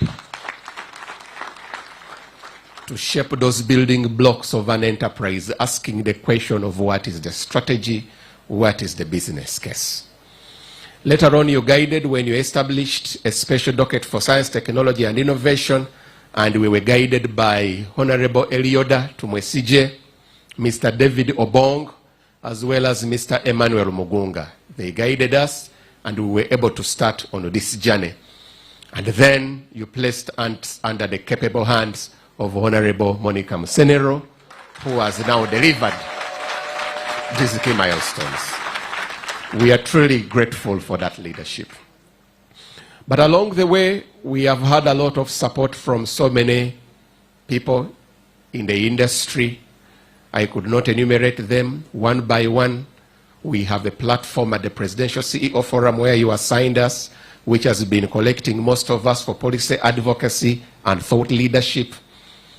We have worked with possible domestic suppliers to start the conversations on how we can start sourcing some of the materials and parts locally, and some of that is already happening. And we see that the future is not only green and bright, but the future is standing on promises that cannot fail, and we are going to work with you to protect these gains.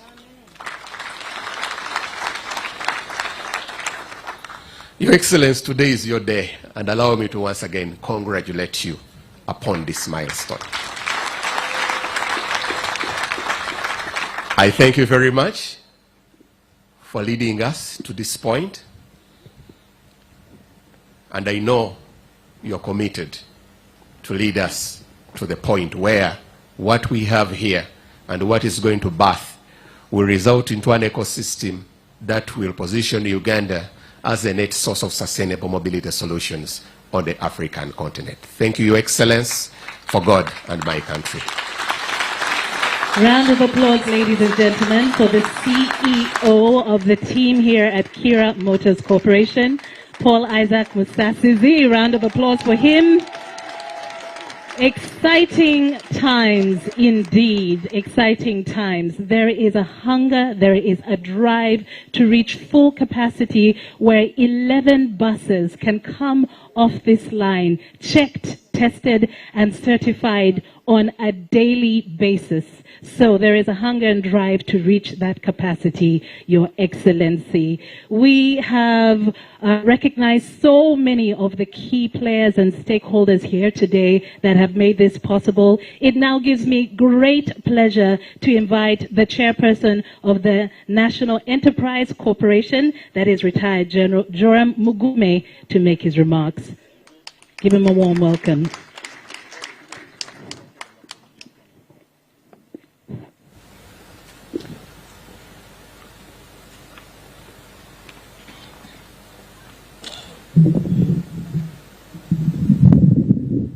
It's okay.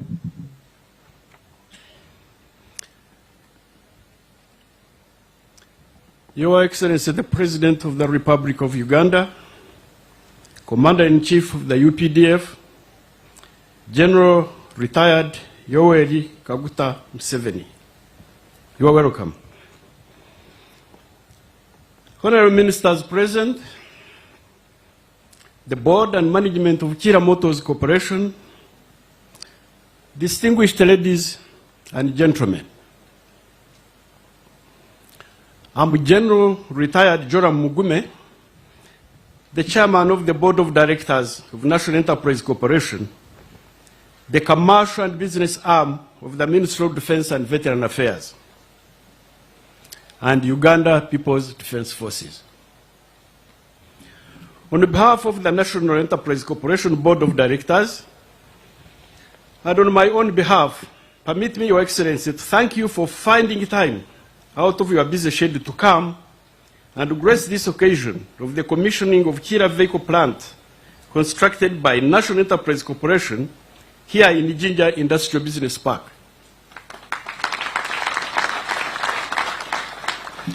Your Excellency, following your directive of 6th November 2018, that NEC undertakes the construction of this project, NEC and Kiira Motors Corporation signed a memorandum of understanding on the 16th of January 2019 that provided a legal framework that guided the construction process of this project.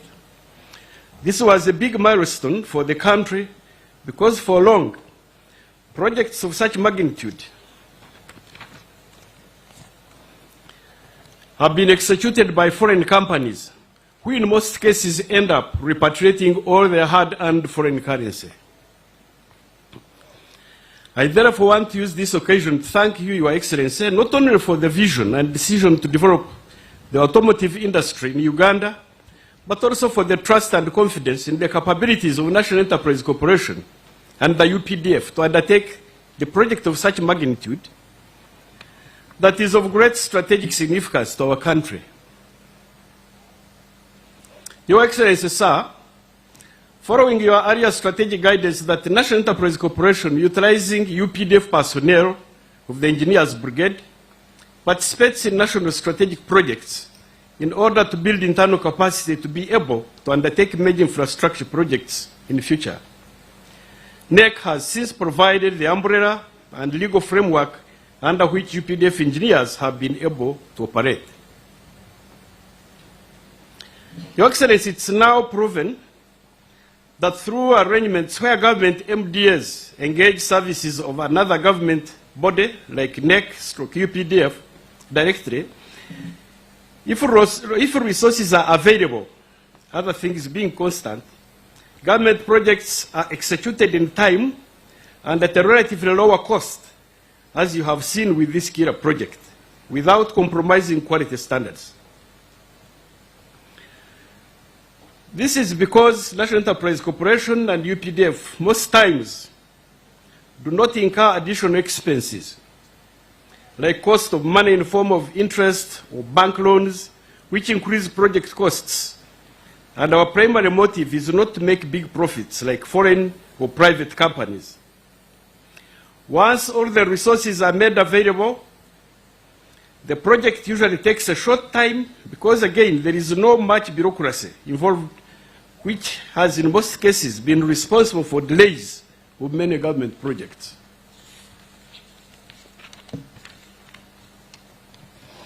We therefore salute Your Excellency for that strategic decision and the huge opportunity given to National Enterprise Corporation that will no doubt go a long way in supporting your vision for self-reliance.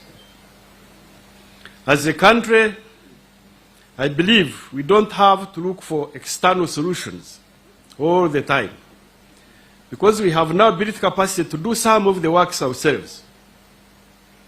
Indeed, as a National Enterprise Corporation Board, we support the development and building capacity of National Enterprise Corporation Construction, Works and Engineering Company to enable it undertake other major infrastructure projects in the country.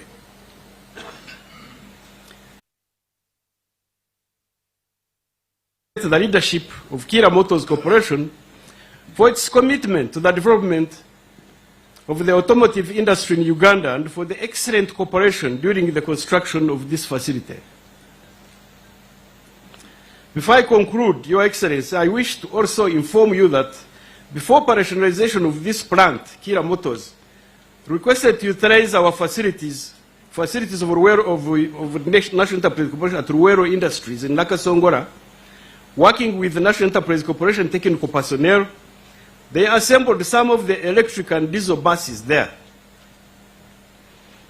I wish to thank the Ministry of Science and Technology and Innovation and that of Finance, Planning and Economic Development for all the support they extended to National Enterprise Corporation, which enabled us to deliver this magnificent project.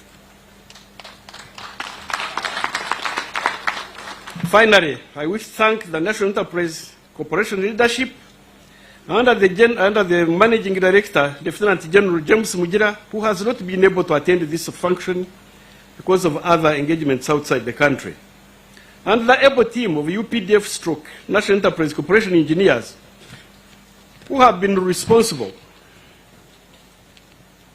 for this project. The General Manager, NEC Works Limited, Engineer Brian Buhanda, the team of UPDF engineers, technicians, machine operators, project administrators, they have done an incredible job. I request that they stand up for recognition. The team,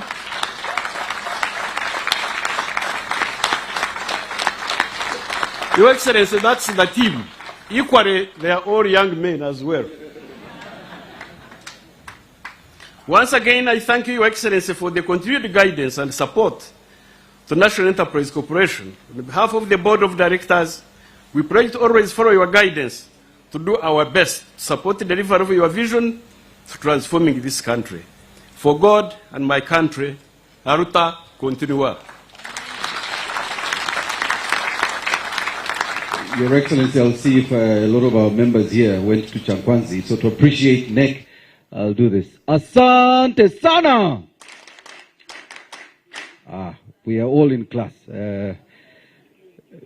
Your Excellency, just last week, we were here for the National E-Mobility Expo, and Your Excellency Yobazukulu were here witnessing the milestone that Kiira Motors Corporation continues to drive, specifically looking at showcasing Uganda's beautiful innovations that were here, catalyzing investment. We had several investment stakeholders who are here, including our corporate organizations from Uganda, but also regional and international investors. We had 7 countries represented here, and the CEO did pronounce to us a little later that several deals are in motion.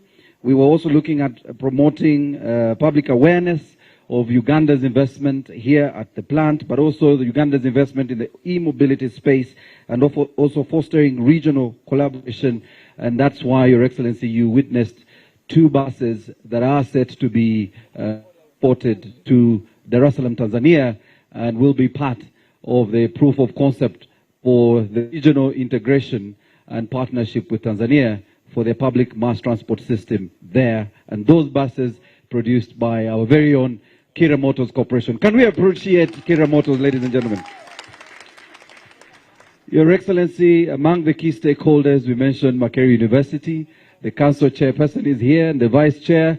May I take the singular honor of inviting the chairperson of the Makerere University Council to come and make her remarks. You're most welcome. Can we appreciate her, ladies and gentlemen?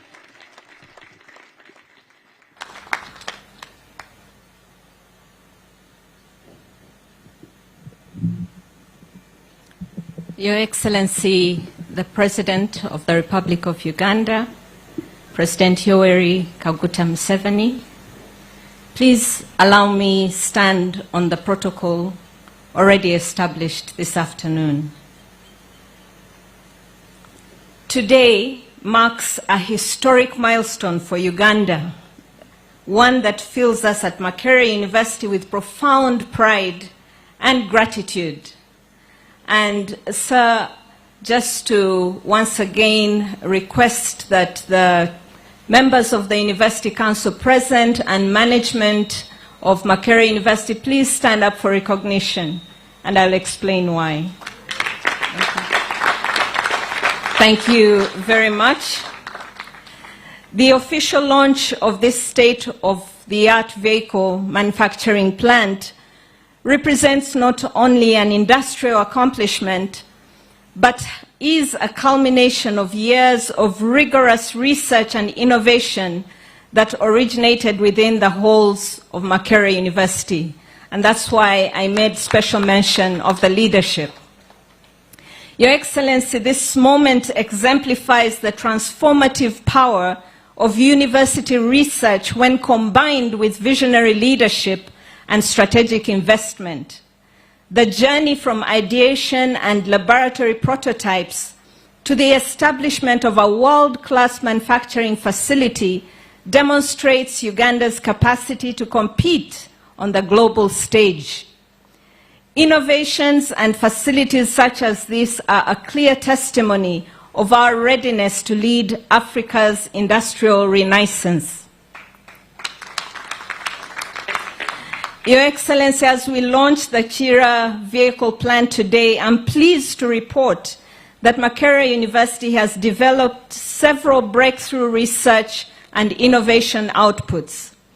With targeted seed funding, these are poised to transition into the next wave of manufacturing industries, shaping Uganda's future industrial landscape and advancing our pathway towards economic transformation. I'll just mention a few. In the healthcare manufacturing sector, our researchers have developed and tested medical ventilator prototypes that can be manufactured locally at 60% lower cost than the imported alternatives.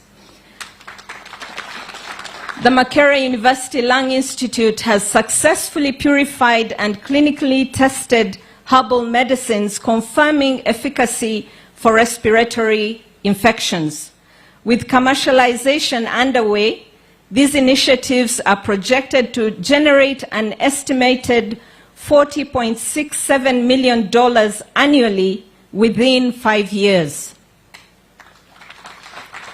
Clinical trials for diabetes and malaria treatments are advancing rapidly, positioning Uganda to capture significant market share in East Africa's $5 billion pharmaceutical market.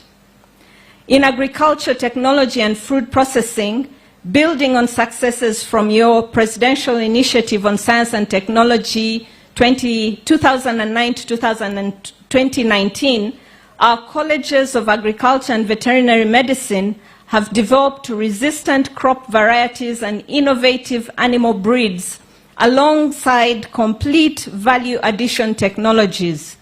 These innovations are ready to populate Ugandan market shelves with locally manufactured products. Our engineering innovations extend beyond automotive. We have developed prototypes for renewable energy systems, water purification technologies, and construction materials that can break new frontiers in new manufacturing sectors. Each represents a potential industrial cluster generating thousands of jobs. Your Excellency, your NRM Manifesto 2026-2031 outlines an ambitious vision for Uganda's transformative growth, with manufacturing identified as the second pillar of wealth creation. The Makerere University research outputs and innovations highlighted today represent. My appeal today, Your Excellency, is that a comprehensive review of Makerere University's research and innovation portfolio be conducted. The blueprints for Uganda's next industrial revolution are already in place. What is required now is strategic seed funding to translate these laboratory successes into large-scale manufacturing realities that create jobs, generate wealth, and position Uganda as Africa's innovation leader. Your Excellency, this that we are seeing today is an example of that factor. Today, we proudly receive 3 buses from Kiira Motors Corporation to support student transportation for field practicals and industrial training. Notably, Your Excellency, 1 bus has been specifically designed to accommodate students and staff with special needs, underscoring our shared commitment to inclusive education.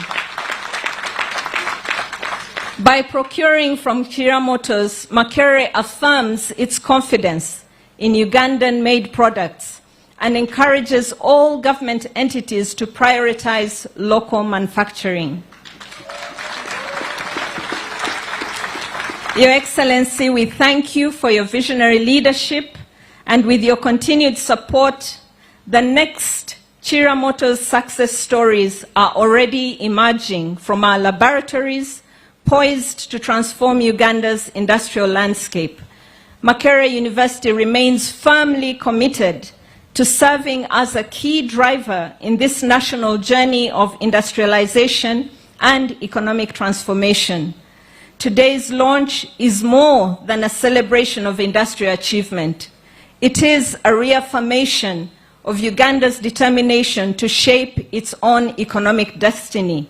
It is proof that we possess the intellectual capital, technical expertise, and entrepreneurial spirit that is required for sustained growth.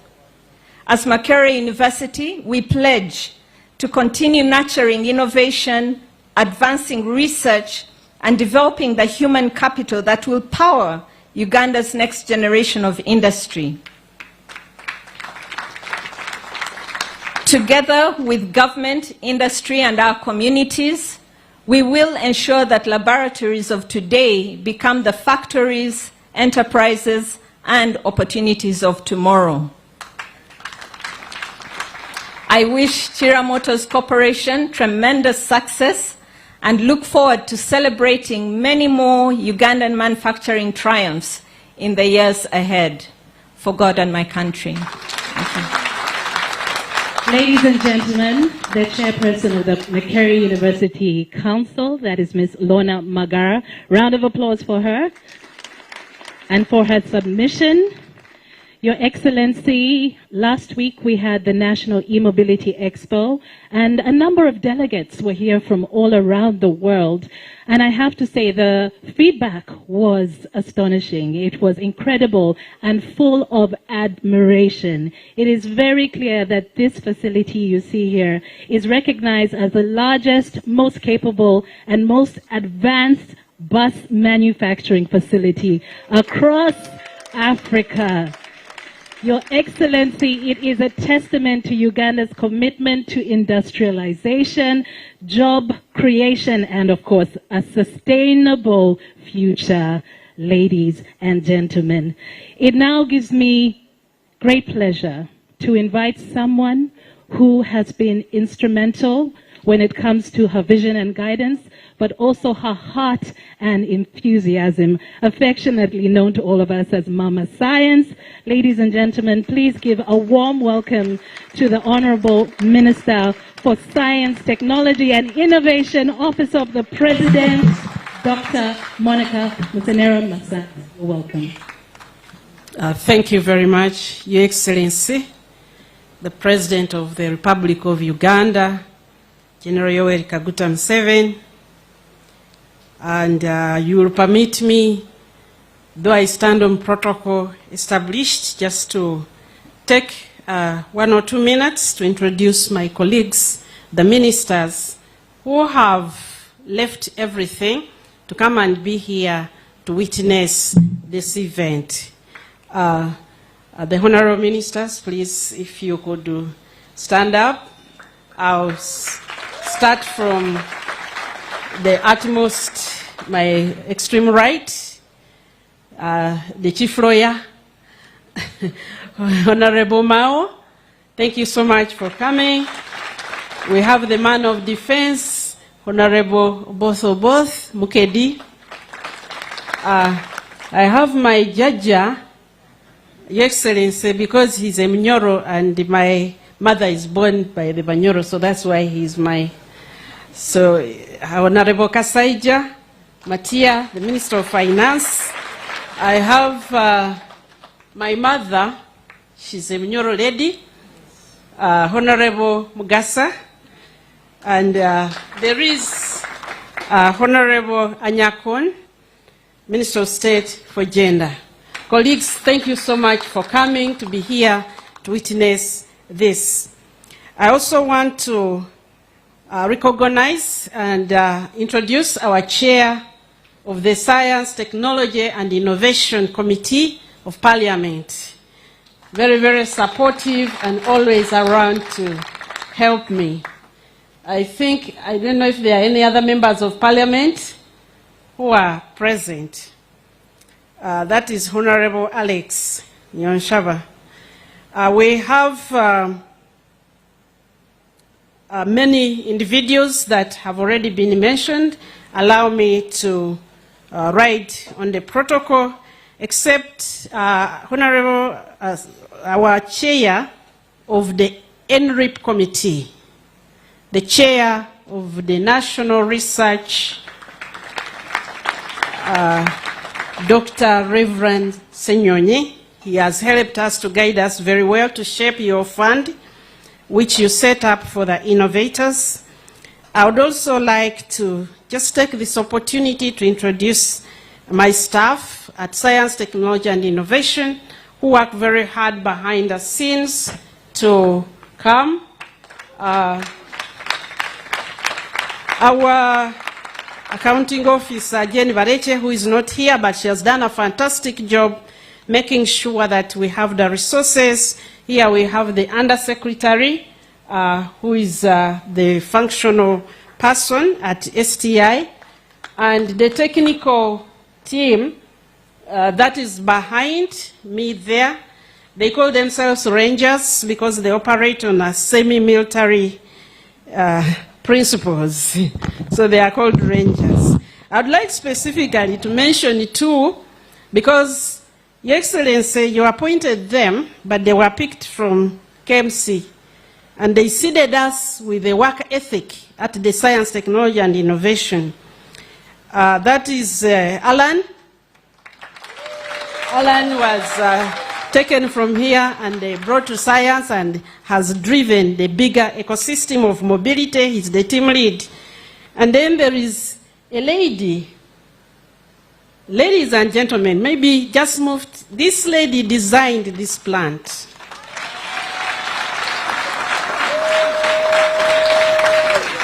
She designed the plant. If you appreciate the beauty, she's a Thatcher. Naturally. This is the lady who designed this plant. She's an architect. Thank you. Your Excellency, I will not speak so much, but I just wanted to recall from your directive of January 29th, 2021, so while establishing the Science, Technology and Innovation Secretariat at the Office of the President, in that directive, you stated that you wanted a science-led socio-economic transformation. And since then, that became our driving mirror. That has become the guide all the time, every day. Are we transforming the economy? Are we creating things which are going to yield to your vision? And Your Excellency, on June 15th, 2023, while giving your speech at the budget, you concretized that for us when you said the next stage, which is going to be knowledge-led, was going to lead us to the qualitative leap. And since then, that has guided us, and we work to follow your vision. We listen to you intently. We study your speeches, State of the Nation, to make sure that we are on course. And Your Excellency, today, we invited you to come, not only to commission, but also to receive your guidance on what should we do next. You gave me 8 industrial value chains, and this is just one. And across the other ones, there are lots of things happening, which we hope to invite you to launch maybe in the next Chisanja. But all of them are following this kind of magnitude. I'd just like to say that, Your Excellency, if there's one thing that we have achieved, we have rebuilt our confidence. We are building the confidence not only of Ugandans in ourselves, but also Africans. Missing the 3 industrial revolutions made Africa lose their confidence in what they can do. We became dependent. We didn't trust ourselves. And as I joined this team in 2021 and started working on this facility, the echoes were like, we can't do it, we can't do it.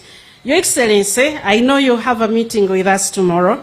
We will show you what we have done and built. So I will not take a lot of time. We have already shared our requests. I would just want to request one of the ministers, my judge, to come and invite you. Thank you.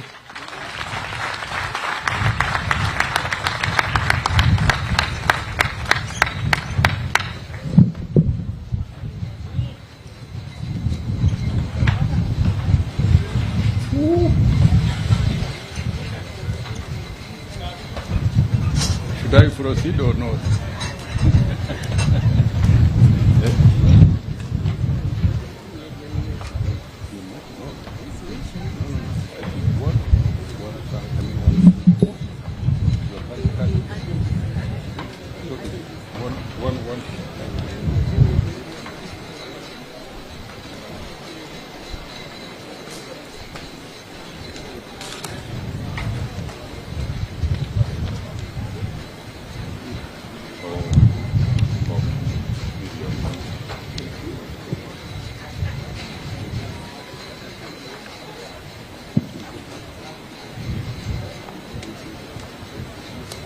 Protocol, help me.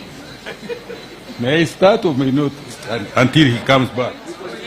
We wait for him, then let me go back and sit.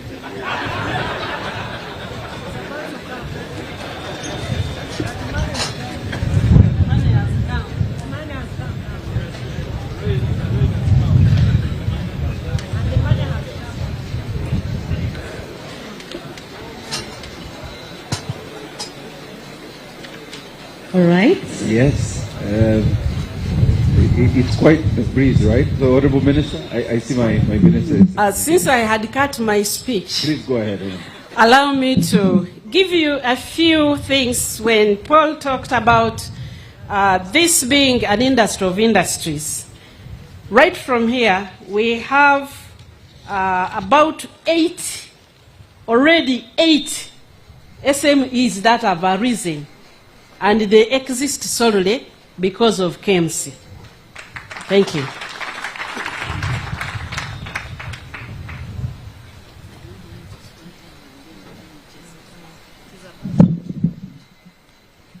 Your Excellency, Sir, President of Uganda, when I came this morning, first of all, my daughter here rang me when I was in Kampala, not knowing that I'm coming here. I was going to proceed to look for politics in somewhere. But I'm very glad. I should thank her, because if I did not see and hear, I would be really shortlisted. Your Excellency, mine is going to be just one word or one issue.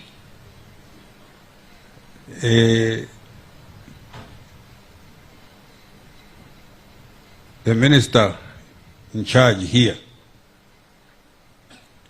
when we were working in the facility,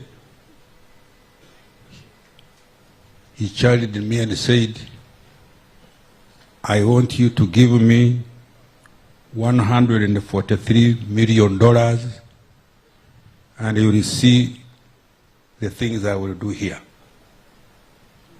So, Your Excellency, that's a date between you and them.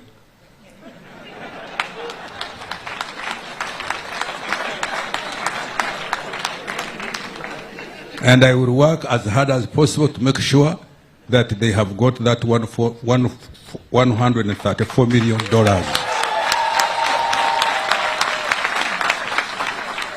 Sir, with that mention, I suggest that, sir, you address us and answer also the question which I have also put.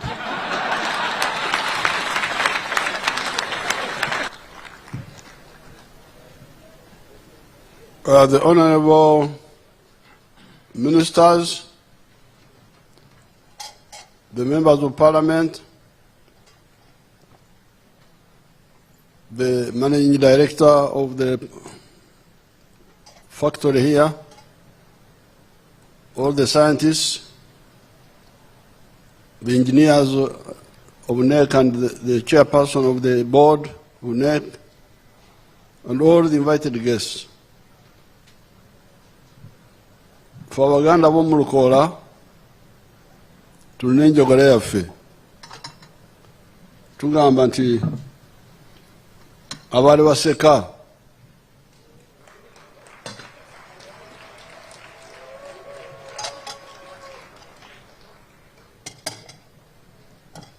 the big crisis in Africa is the understanding, has been the understanding for a very long time of political economy. This is what built the NRA. Political economy is the study of the laws that govern the evolution of society. Society has been here, human being has been here on earth for the last 4.5 million years. But because of colonial indoctrination, you find these academicians don't know much about political economy. When we came from the bush, I tried to introduce it, but they messed it up. They distorted it. They started creating what they call development studies, something totally different. Now, because the National Resistance Army and the student groups of the 1960s were very clear about this. That's why we never get diverted. And you remember when we came from the bush, we had the 10-point program. And point number 5 was talking of building an economy which is independent, integrated, and self-sustaining. And integration meant two things, two dimensions. There will be the vertical integration, but also the horizontal integration. Now, the crisis, Uganda's economy is growing and transforming. We are now going to grow at 7% this financial year. With our oil, we are going to grow above 10%. There's nothing that will stop us, because we are clear about what is required to transform society. Now here, the vertical integration here is still partial, because what we have now is that we have got skilled scientists who are using imported steel, because this steel we are using here, we are still importing it. What Museveni was showing us, the tubes, then the sheets which are used to build the bus are still being imported. But soon, with our iron ore, we shall be able to, we have got some steel factories. We have got some steel factories using scrap. But scrap is not good enough for this type of work. Therefore, it is the new factories we are building. I think we are going to even commission one, ground break for one on the 18th of October. With the presidents of East Africa, they will come in Tororo, so that we start purifying our iron ore, processing our iron ore into the high quality steel, which is what they need here, so that we don't, because the steel imports alone in Uganda are $900 million. You can imagine all that money going out. It is as if the country has no leaders or planners. And you have got planners, commissioner, or I don't know what. What are you commissioning? You are commissioning hemorrhage. There is a disease in the Bible which Jesus talked about. The Banyankole call it ekejuiso. Hemorrhage, when somebody is bleeding, non-stop. So $900 million is going out to import steel. We have got the best iron ore in the world in Kabale and in Togota area. So why should this happen like that? Now, so the vertical integration, you had Museveni telling you about the batteries, because these electric vehicles need electric batteries, which are made from lithium. And there's quite a bit of lithium in all these areas, in Tungamo and so on. So we are also going to work on that.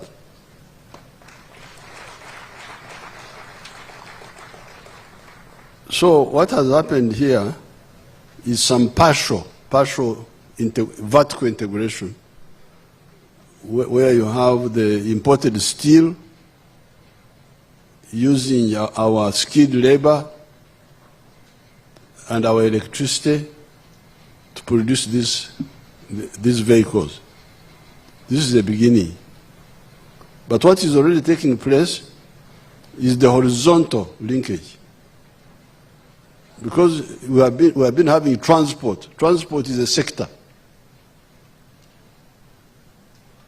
In Tambulas, transport for human beings, for cargo. It's a whole sector. Consuming a lot of money. But all of it not integrated with the economy of Uganda. Integrated with Japan, integrated with other people. So now for the first time, the transport sector is beginning to be integrated with the industries of Uganda in the form of Kiira vehicle plant. Now, once and then it will go into other sectors, because transport is one sector. Then you have education, you have tourism, linkage from ground to up and horizontally. This is what is beginning to happen here. If we do it successfully, we shall save $800 million for steel alone.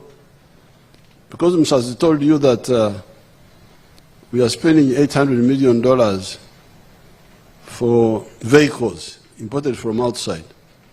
Now this is in addition to the $900 million for steel, because some of the steel is not for vehicles, it is for other things. So you can imagine, all the money we get from coffee goes back. So therefore, it is really a disaster to see what's happening in Africa. We find people are just talking about this, they don't talk about this huge hemorrhage. I have not heard anybody talking about it. The newspapers, this so-called media. What are you talking about? You don't talk about your future, how you can survive. I have not heard anybody talking about the hemorrhage. This is the biggest problem of Africa. Now you can imagine the jobs you are talking about. Those young people whom I found there in the factory, those have jobs now, they are all engineers.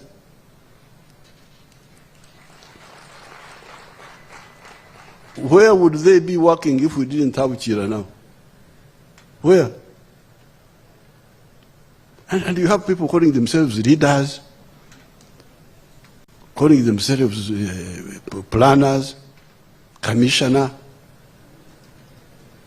of backwardness. It's really so sad. You feel so... And then they are being pampered and flattered by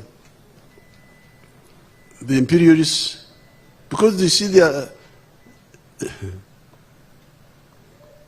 don't know what they are doing, and they will be used to sack our country. So therefore, what is happening here has already happened in some of the sectors. Like if you take the sector of the milk sector, because this is where I started, from the Rukora there. Because you can imagine, in 1952, when I started walking to the trading center of Ntungamo from our home, I started seeing in the shops of the Indians small tins of tinned milk. It was called condensed milk from New Zealand in Ntungamo. You know, they were buying tinned milk from New Zealand. And 2 miles away, our kraal, we had milk. But our milk could not go into the factory. So when we started our student movement, one of our first things we did in that area of the cattle corridor was to modernize the dairy industry. And when we came from the bush from 1989, we introduced milk coolers. Now the whole sector is vertically integrated from the farm to the table. but also the horizontal, because like now, apart from we are now exporting to the United States a protein called casein. Casein is a protein from milk, which apparently is used in medicine and things like that. So therefore, what you are witnessing here is the partial, not total. We are beginning implementation of the integration, vertically, but also horizontally. Now, if you look at the milk industry,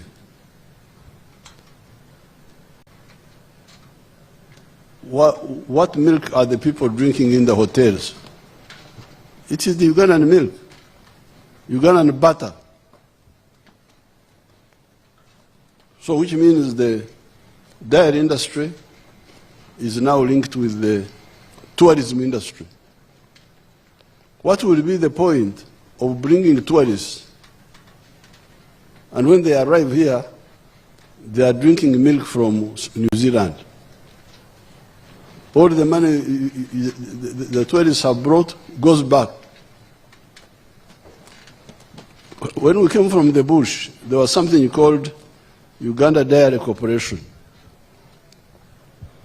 That dairy corporation, they would get powdered milk from Denmark and put in water of Lake Victoria here and stamp it Uganda Dairy Corporation.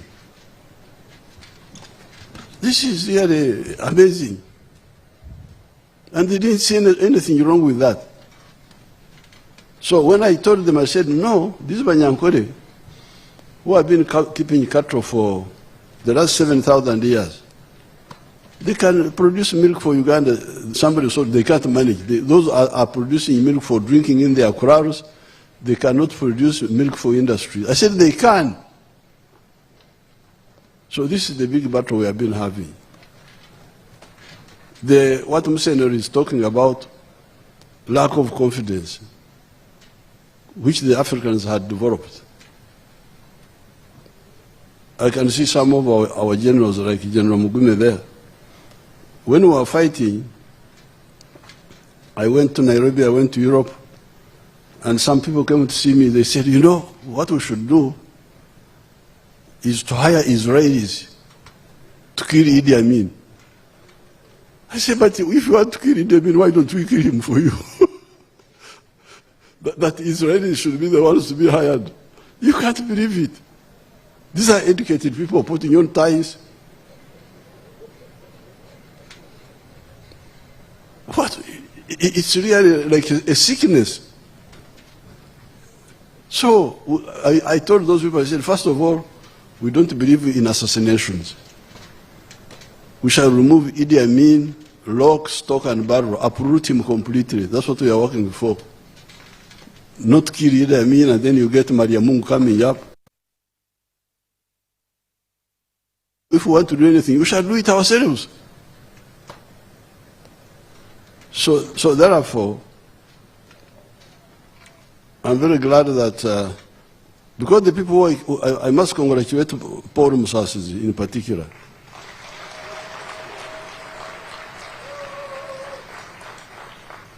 Because he's the one who made the Smoro something there, which I found, the Kasumoro one, looking like a teen. Karingaka Kevi. I found it there at Makerere. It is the one which, of course, I was already thinking about all that, but I was very happy to see that one of our young scientists had actually moved. And it is from there that we started funding them. That's where we are now here. Now, regarding the future, I don't see any problem.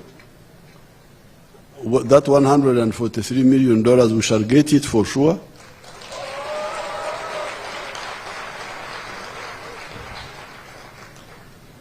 And we shall also start planning for, because that one will deal with the expansion and completing this one here. Museveni told me that that will enable us to produce 10,000 vehicles a year, because what you have now will produce 2,500. So with the 143 million, we shall be able to produce 10,000.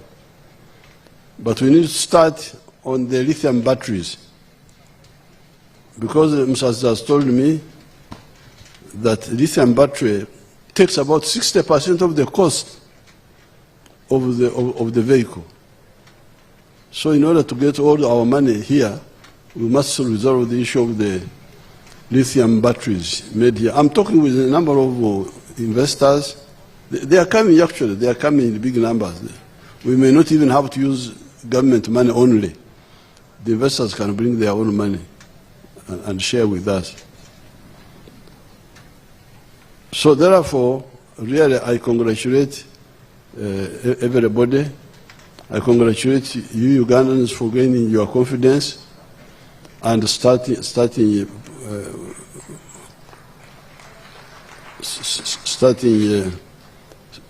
on your own.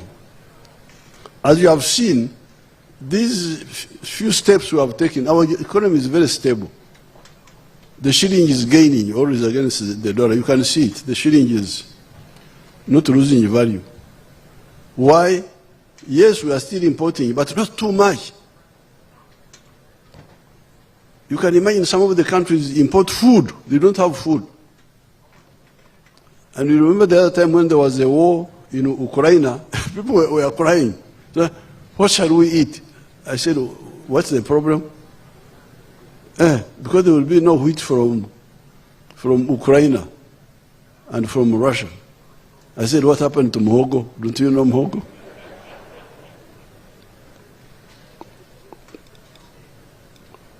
Why don't you eat muhogo? It's like a sickness. You have millet.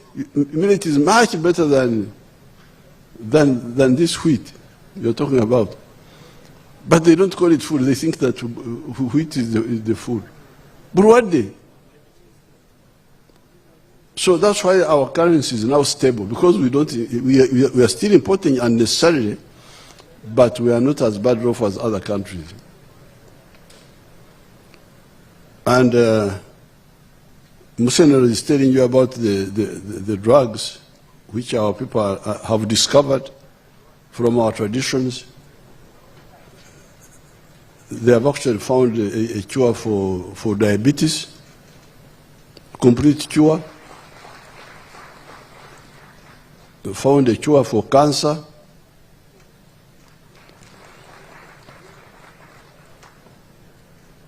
There's also a cure for malaria. So therefore, your country will, you the scientists, please wake up and dig more into our heritage, into the practices of your parents. They are all scientifically based. Amos Kaguta was a scientist. This is what I've been telling some of my scientists. Because Amos Kaguta and his colleagues, his group, he had a number of tools they were using. But one of them was called Ombunduru. Ombunduru was something they would use to brand, I think you call it branding, to apply heat to the cow. And you could see that they had the basics of science very clearly, because the mbundur proper would be iron or steel or whatever, a kyoma, but it would have a wooden handle. You can see the principles of science. The iron is a high conductor of heat. But the wood is a poor conductor of heat. So Mr. Kaguta would put the mbunduri in the fire to go red hot, but use the handle to hold the handle, to handle the red hot and apply it on the cow. Science, this is science. Material science. This is material science. Which material is a conductor of heat, which is a bad conductor of heat, this is what science is about. But part of the problem, part of the inferiority complex, is that many of the people don't even understand the basics of science. They are mystified. They are mystified. They are not able to tell material science and how it is affected by electronics, even the AI they are talking about. It is the same process. To get the materials which can do what, which can do this, do the other one. So we need a real awakening and confidence to know that we have been a science society for a long time. The way our people make beer, this is science. Fermentation, how to make the bananas ripen in the ruina. It's called ruina, where they bury the bananas for some 4 days, then they ripen, then come and get the juice. Some of the science people don't even know about it up to today.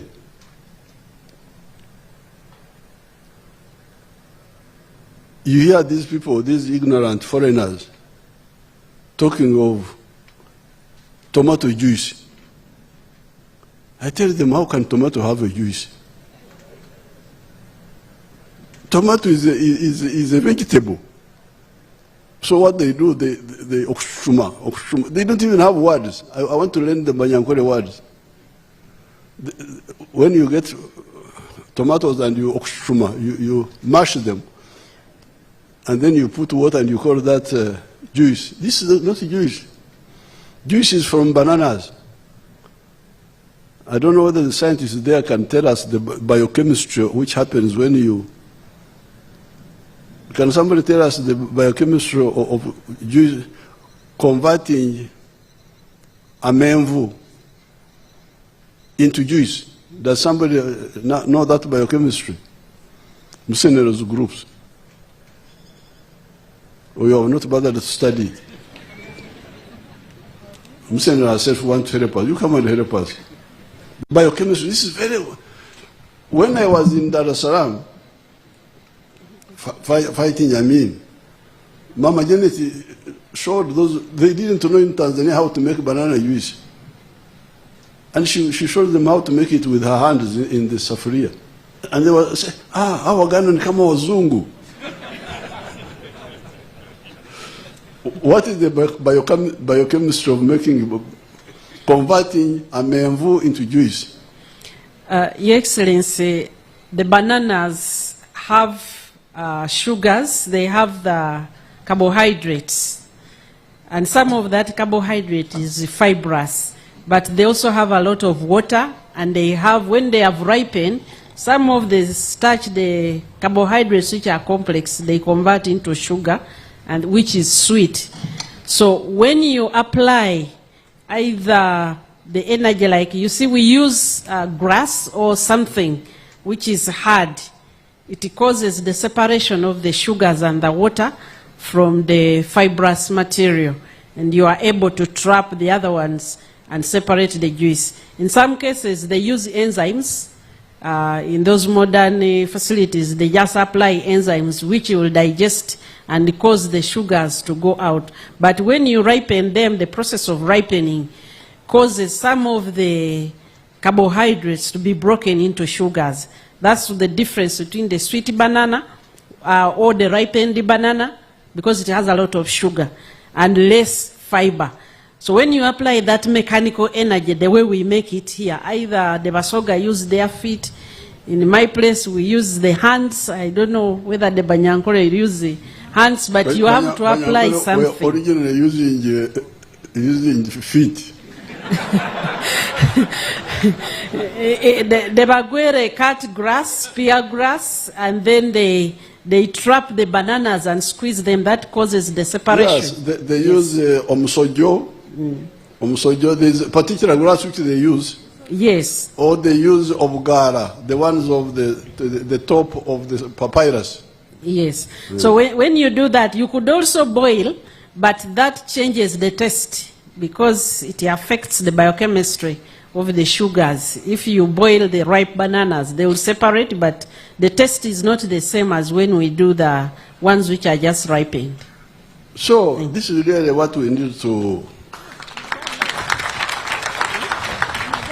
You need that awakening to know that what is science are essentially the learning how to use the laws of nature to solve human problems. Much of the science is from natural laws, which if they are understood, they will be used. Gravity, pressure, light, these are all natural laws of nature.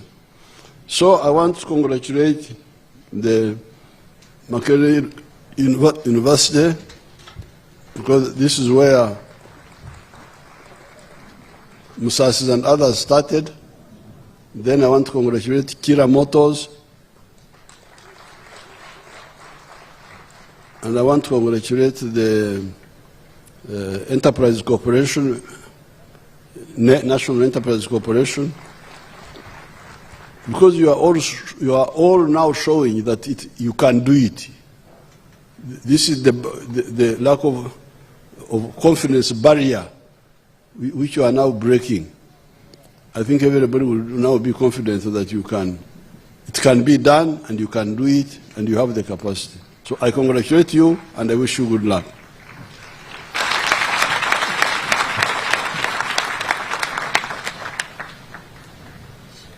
Ladies and gentlemen, may we be upstanding as we appreciate His Excellency the President.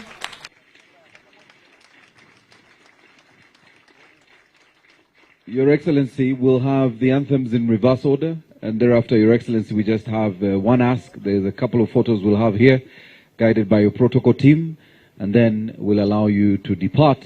May we have the anthems, please?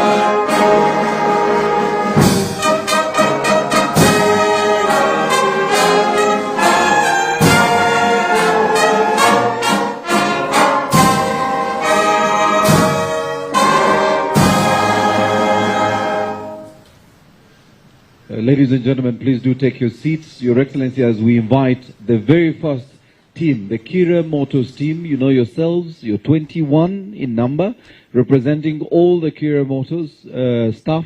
Please come very quickly. This is really about you, Christo. This is really about Kiira Motors. It is truly about Kiira Motors Corporation and what has been done, what we have seen in this space with the commissioning of the Kiira vehicle plant.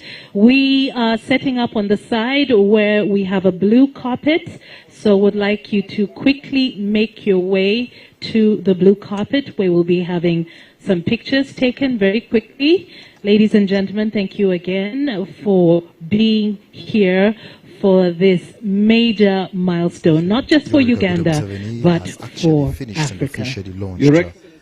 The Kiira vehicle plant here in Jinja, and of course, as I talk right now, he's going to be taking some photos with some of the few selected dignitaries, actually those who are strictly actually running this plant. A lot of things, a couple of things have actually been talked about. President Museveni did mention about building an economy which is actually integrated and self-sustaining. But of course, he says there is hope that, of course, with oil manufacturing, we shall grow at about 10%.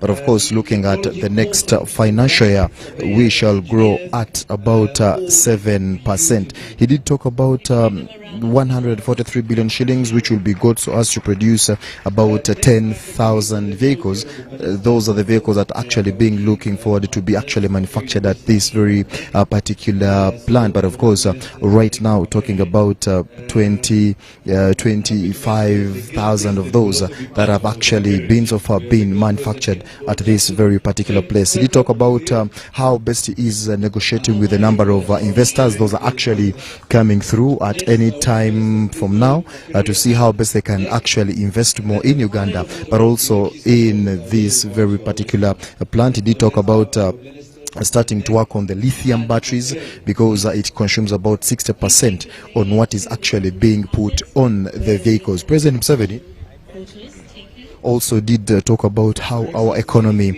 is gaining and the shilling is actually being stable. And for those who have actually always been following the recent addresses where the Minister of Finance has actually been talking about this, he does talk about how our shilling has actually gained, how stable it is, and how our economy is actually growing. And he did promise that given the mandate, he will be in position to look for the required money to ensure that a lot of work is being funded at this very particular place. He did talk about the scientists that have actually found a cure for a number of issues when it comes to the health sector. He did talk about how the scientists have actually found the cure for cancer, the cure for diabetes, and the cure for malaria. But of course, not forgetting a number of dignitaries who are actually gracing this occasion. There is Honorable Grace Mary Mugasa, the State Minister for Public Service. She is among those who are actually taking a moment photo with the President, Yoweri Kaguta Museveni. But of course, we also have Honorable Esther Davinia Ajekun from the Ministry of Gender. We also do have the Governor Bank of Uganda, Professor Dr. Michael Atingi Ego, among others who are actually gracing this occasion. President Museveni did mention about scientists being more serious to see how best they can actually dig deeper and finding other solutions to see how best Uganda can actually come out from that situation of importing very many things, actually exporting things from outside countries. He did say that, of course, Uganda is still actually exporting, but a few of those are actually being exported out of from other countries, so meaning that Uganda actually where we are right now, he says a lot must be done to appreciate what has actually so far been put on table. Honorable Monica Msenero in her speech did talk about how science is actually leading transformation and the think tanks of the economy to see how best Uganda can actually be transformed from where it is right now. She did talk about the 8 industry chains that was actually she was given and guided by the President of Uganda, Yoweri Kaguta Museveni, and she says this is actually one of those that actually she is championing to ensure that actually Ugandans benefit more from this. But also President Museveni is actually done from taking pictures with the stakeholders. Those are actually who are behind this innovativeness, those who are actually behind the ideas of putting this plan together, but of course championing the scientists. And actually, if you do remember, a few days ago, President Museveni, a few years ago, President Museveni did mention about increasing salaries for scientists. So that means that we'll be actually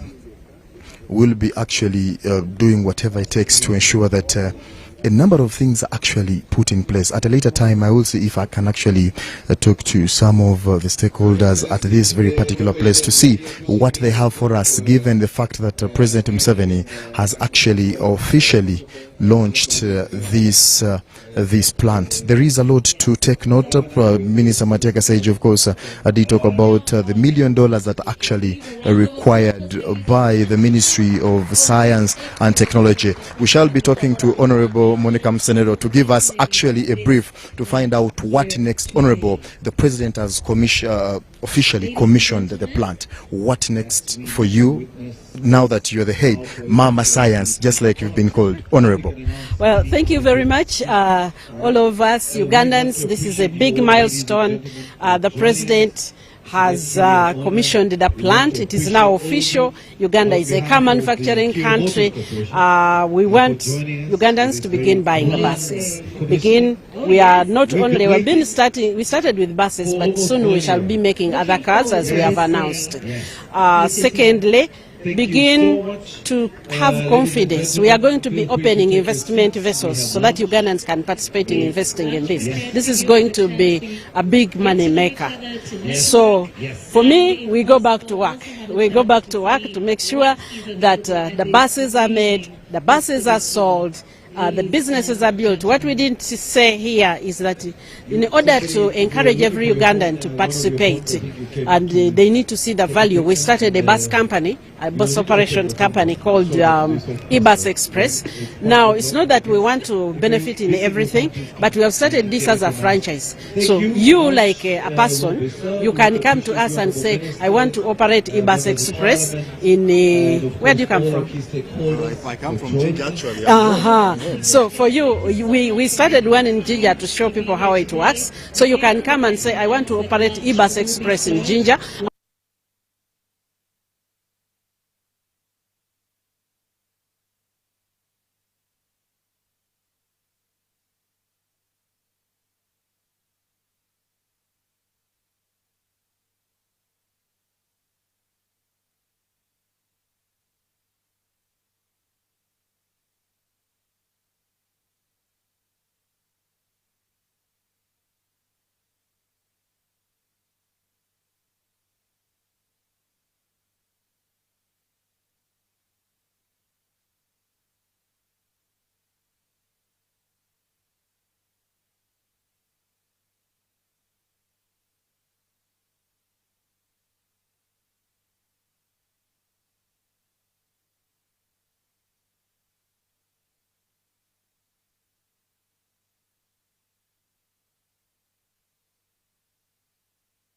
This facility here, I'm already employing 407, but I'm expecting to employ about 5,000 people here.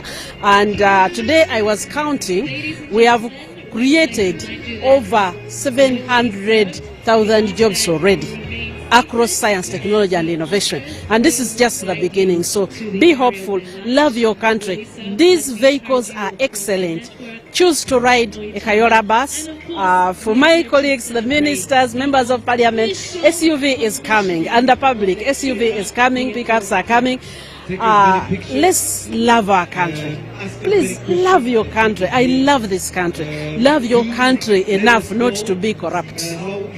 Thank you so much, Honorable Minister. You've actually heard it from the Honorable Minister in charge of Science, Innovation and Technology. A lot of things they actually are putting in place to see that actually Ugandans appreciate. But of course, it now gets back to us as Ugandans to see how best we can actually put what they have into practice, how best can we appreciate what is there. But of course, given the fact, leaving other factors constant, the government of Uganda is actually very much determined to see that they invest in whatever it takes, of course, to ensure that, of course, Ugandans embrace this. But of course, talking about development, I want to see if I can actually talk to a few honorable ministers in this very particular place to see how best, what have they done to ensure that they see some of these things, because it is very important given the fact that President Museveni has actually officially launched Kiira vehicle plant. So it gets back to us Ugandans. This is in Jinja. Honorable Minister did talk about over 400 actually youths or employers actually employing at this very particular place. This actually clearly indicates that a number of Ugandans are actually being employed in this very particular place. So if the president actually fulfills his pledge, what he has talked about of ensuring that all the money that is required for Ministry of Science and Technology is provided, he will make sure that, of course, there is development, but also putting up actually a bigger, more structure in this very particular place, and that means actually very many youths will be actually employed in this very particular place. But of course, not forgetting about how our economy, how stable our economy is. But of course, youths, they should be taking center stage. President Museveni as well did also talk about scientists being more innovative. They do appreciate what is actually being done at the moment, but there is a lot more that needs to be done by the Ministry of Science and Technology. Kakati abalaba TV yaffe abategeera luno olulimi waffe olw'Oluganda, President Museveni amaliriza okubanga ate agulawo ekifo kino mu butongole, era nga enteekateeka egeze mu maaso kwe kulaba nga oba oli awo asiima ebikoleddwa bannasayansi abagenda mu maaso n'okubanga bayiiya ebintu eby'enjawulo, ate n'akubiriza abantu bagende mu maaso n'okubanga bayiiya ebintu bino mu mbeera efaanako bwetyo. I don't know if I still have any other opportunity actually to see if I can actually interview any other person, but of course if there is no, we must appreciate what is actually in this very place, what has so far been done before I get back to the command house. But right now, from me and the entire team, I want to get back to the broadcast house so that we can as well proceed with other proceedings. But of course, we have been coming to you live here at Kiira Vehicle Plant. Kiira Motors Corporation, they have something mega for us. They have actually displayed it to the entire nation. President Museveni has actually walked around the entire plant to appreciate where vehicles are usually being assembled here and there, and of course he has appreciated. For now, I hand over to the broadcast house.